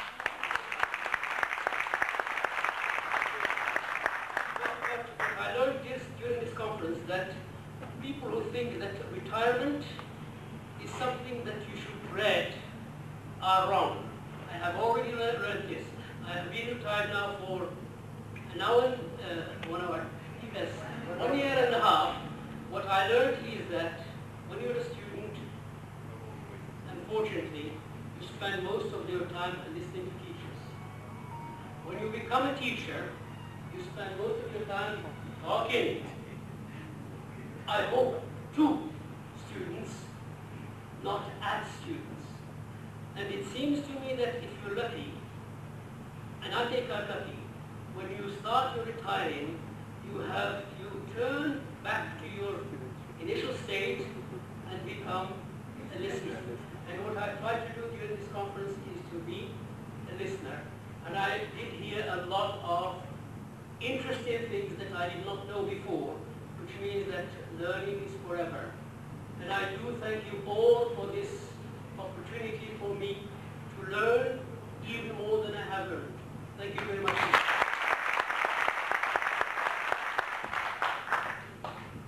Thank you, Simon. I think I would start from where you stopped. And I really enjoyed, these last 2 days. I learned so many things. And I'd like to thank you, the organizers, thank you, participants, and even questions that were asked by students. And it's from there that I learned lots of things. And I'd like to commend you for this, because you have actually contributed to professional development. And this is professional development in practice. All these activities, these presentations, these questions, they have contributed to professional development, which is lifelong learning. So Probably my recommendation is not only to publish those, but to think of organizing another conference. Don't say no. If you can't do it, you are tired, you might change your mind in the next few days or weeks. You will change your mind. I'm sure you will change your mind.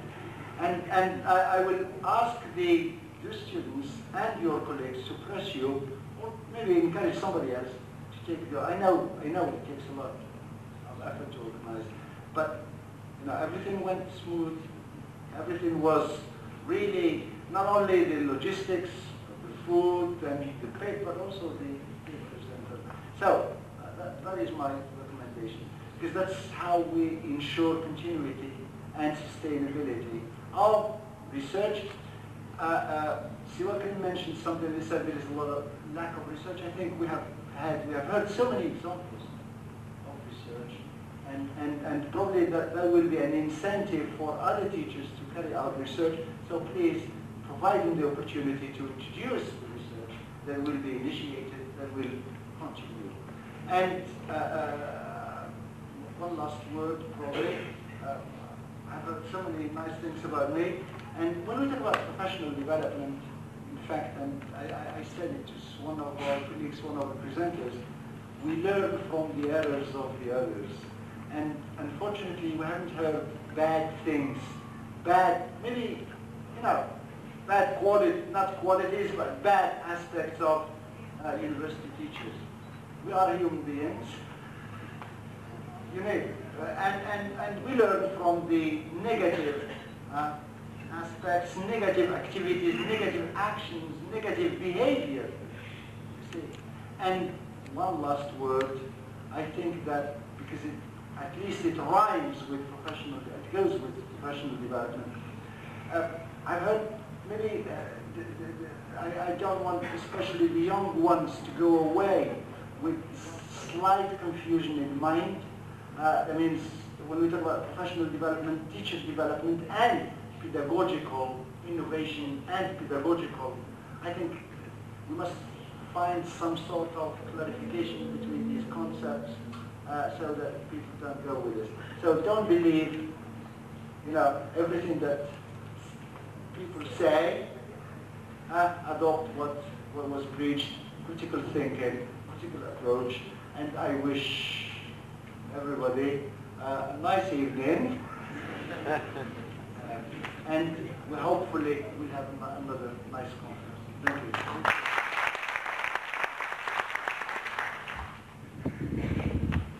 I will use this mic. Well, I will go directly to what I've learned over these 2 days in 2 minutes. That's all right, Mohammed. 2 minutes to cover what I have learned in 2 days. What I've learned is that teacher development is fully established, and it has become a kind of accepted endeavor in higher education and in secondary education as well. The other thing I've learned is the lack of official mechanisms for teacher development, because what we have seen over these 2 days are just personal initiatives. So again, another thing I've learned is that teacher development is a multifaceted and complex domain, and therefore more research is needed to understand what it takes to develop. Another thing I've learned is that we share many challenges with our neighboring country, Algeria, and that there are good practices both there and here, but they are scattered throughout the departments and throughout the places. So in order to get all these things together, we need, that's something that I've learned as well, we need sharing and collegiality. And we need, in one word, we need networking. And with this networking can have different forms. It can be in peer coaching, or it can be in learning communities, it can be in communities of practice or any other format. But all what we are heading for, so that's the main objective, is to construct a kind of more structured model of teacher development in Morocco, by which we cater for quality of education, we cater for our students, and we cater for teachers' attitudes and beliefs, both to accept or to prepare them for the change, or to make them cope with the change that is already happening, and one of them is the introduction of ICT. Again, in one sentence, what we are trying to do is to establish or to create a kind of model that will respond to teachers as well as to students' needs. Having said this, I want to conclude with a question, and that question will go with us, and we'll think about it. If we are talking about all these nice things within the departments of English, please do not forget that we have other disciplines and that we have other departments, and they wonder whether they will accept this type of discourse or not. Thank you very much.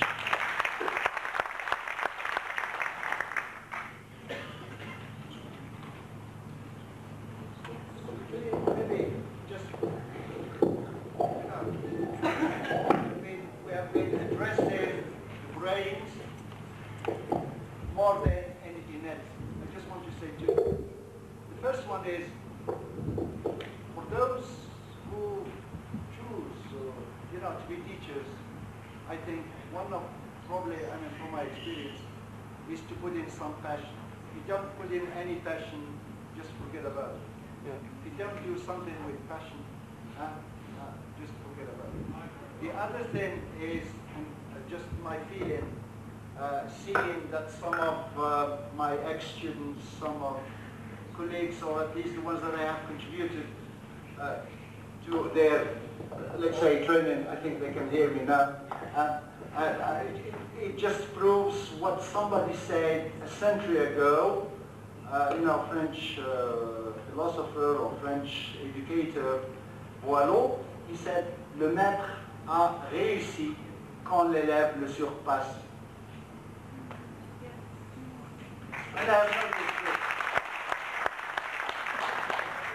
Okay, on behalf of the organizing committee, I think I forgot to mention one word related to the participants, and I think when I said all the participants, I'd like to thank all the participants.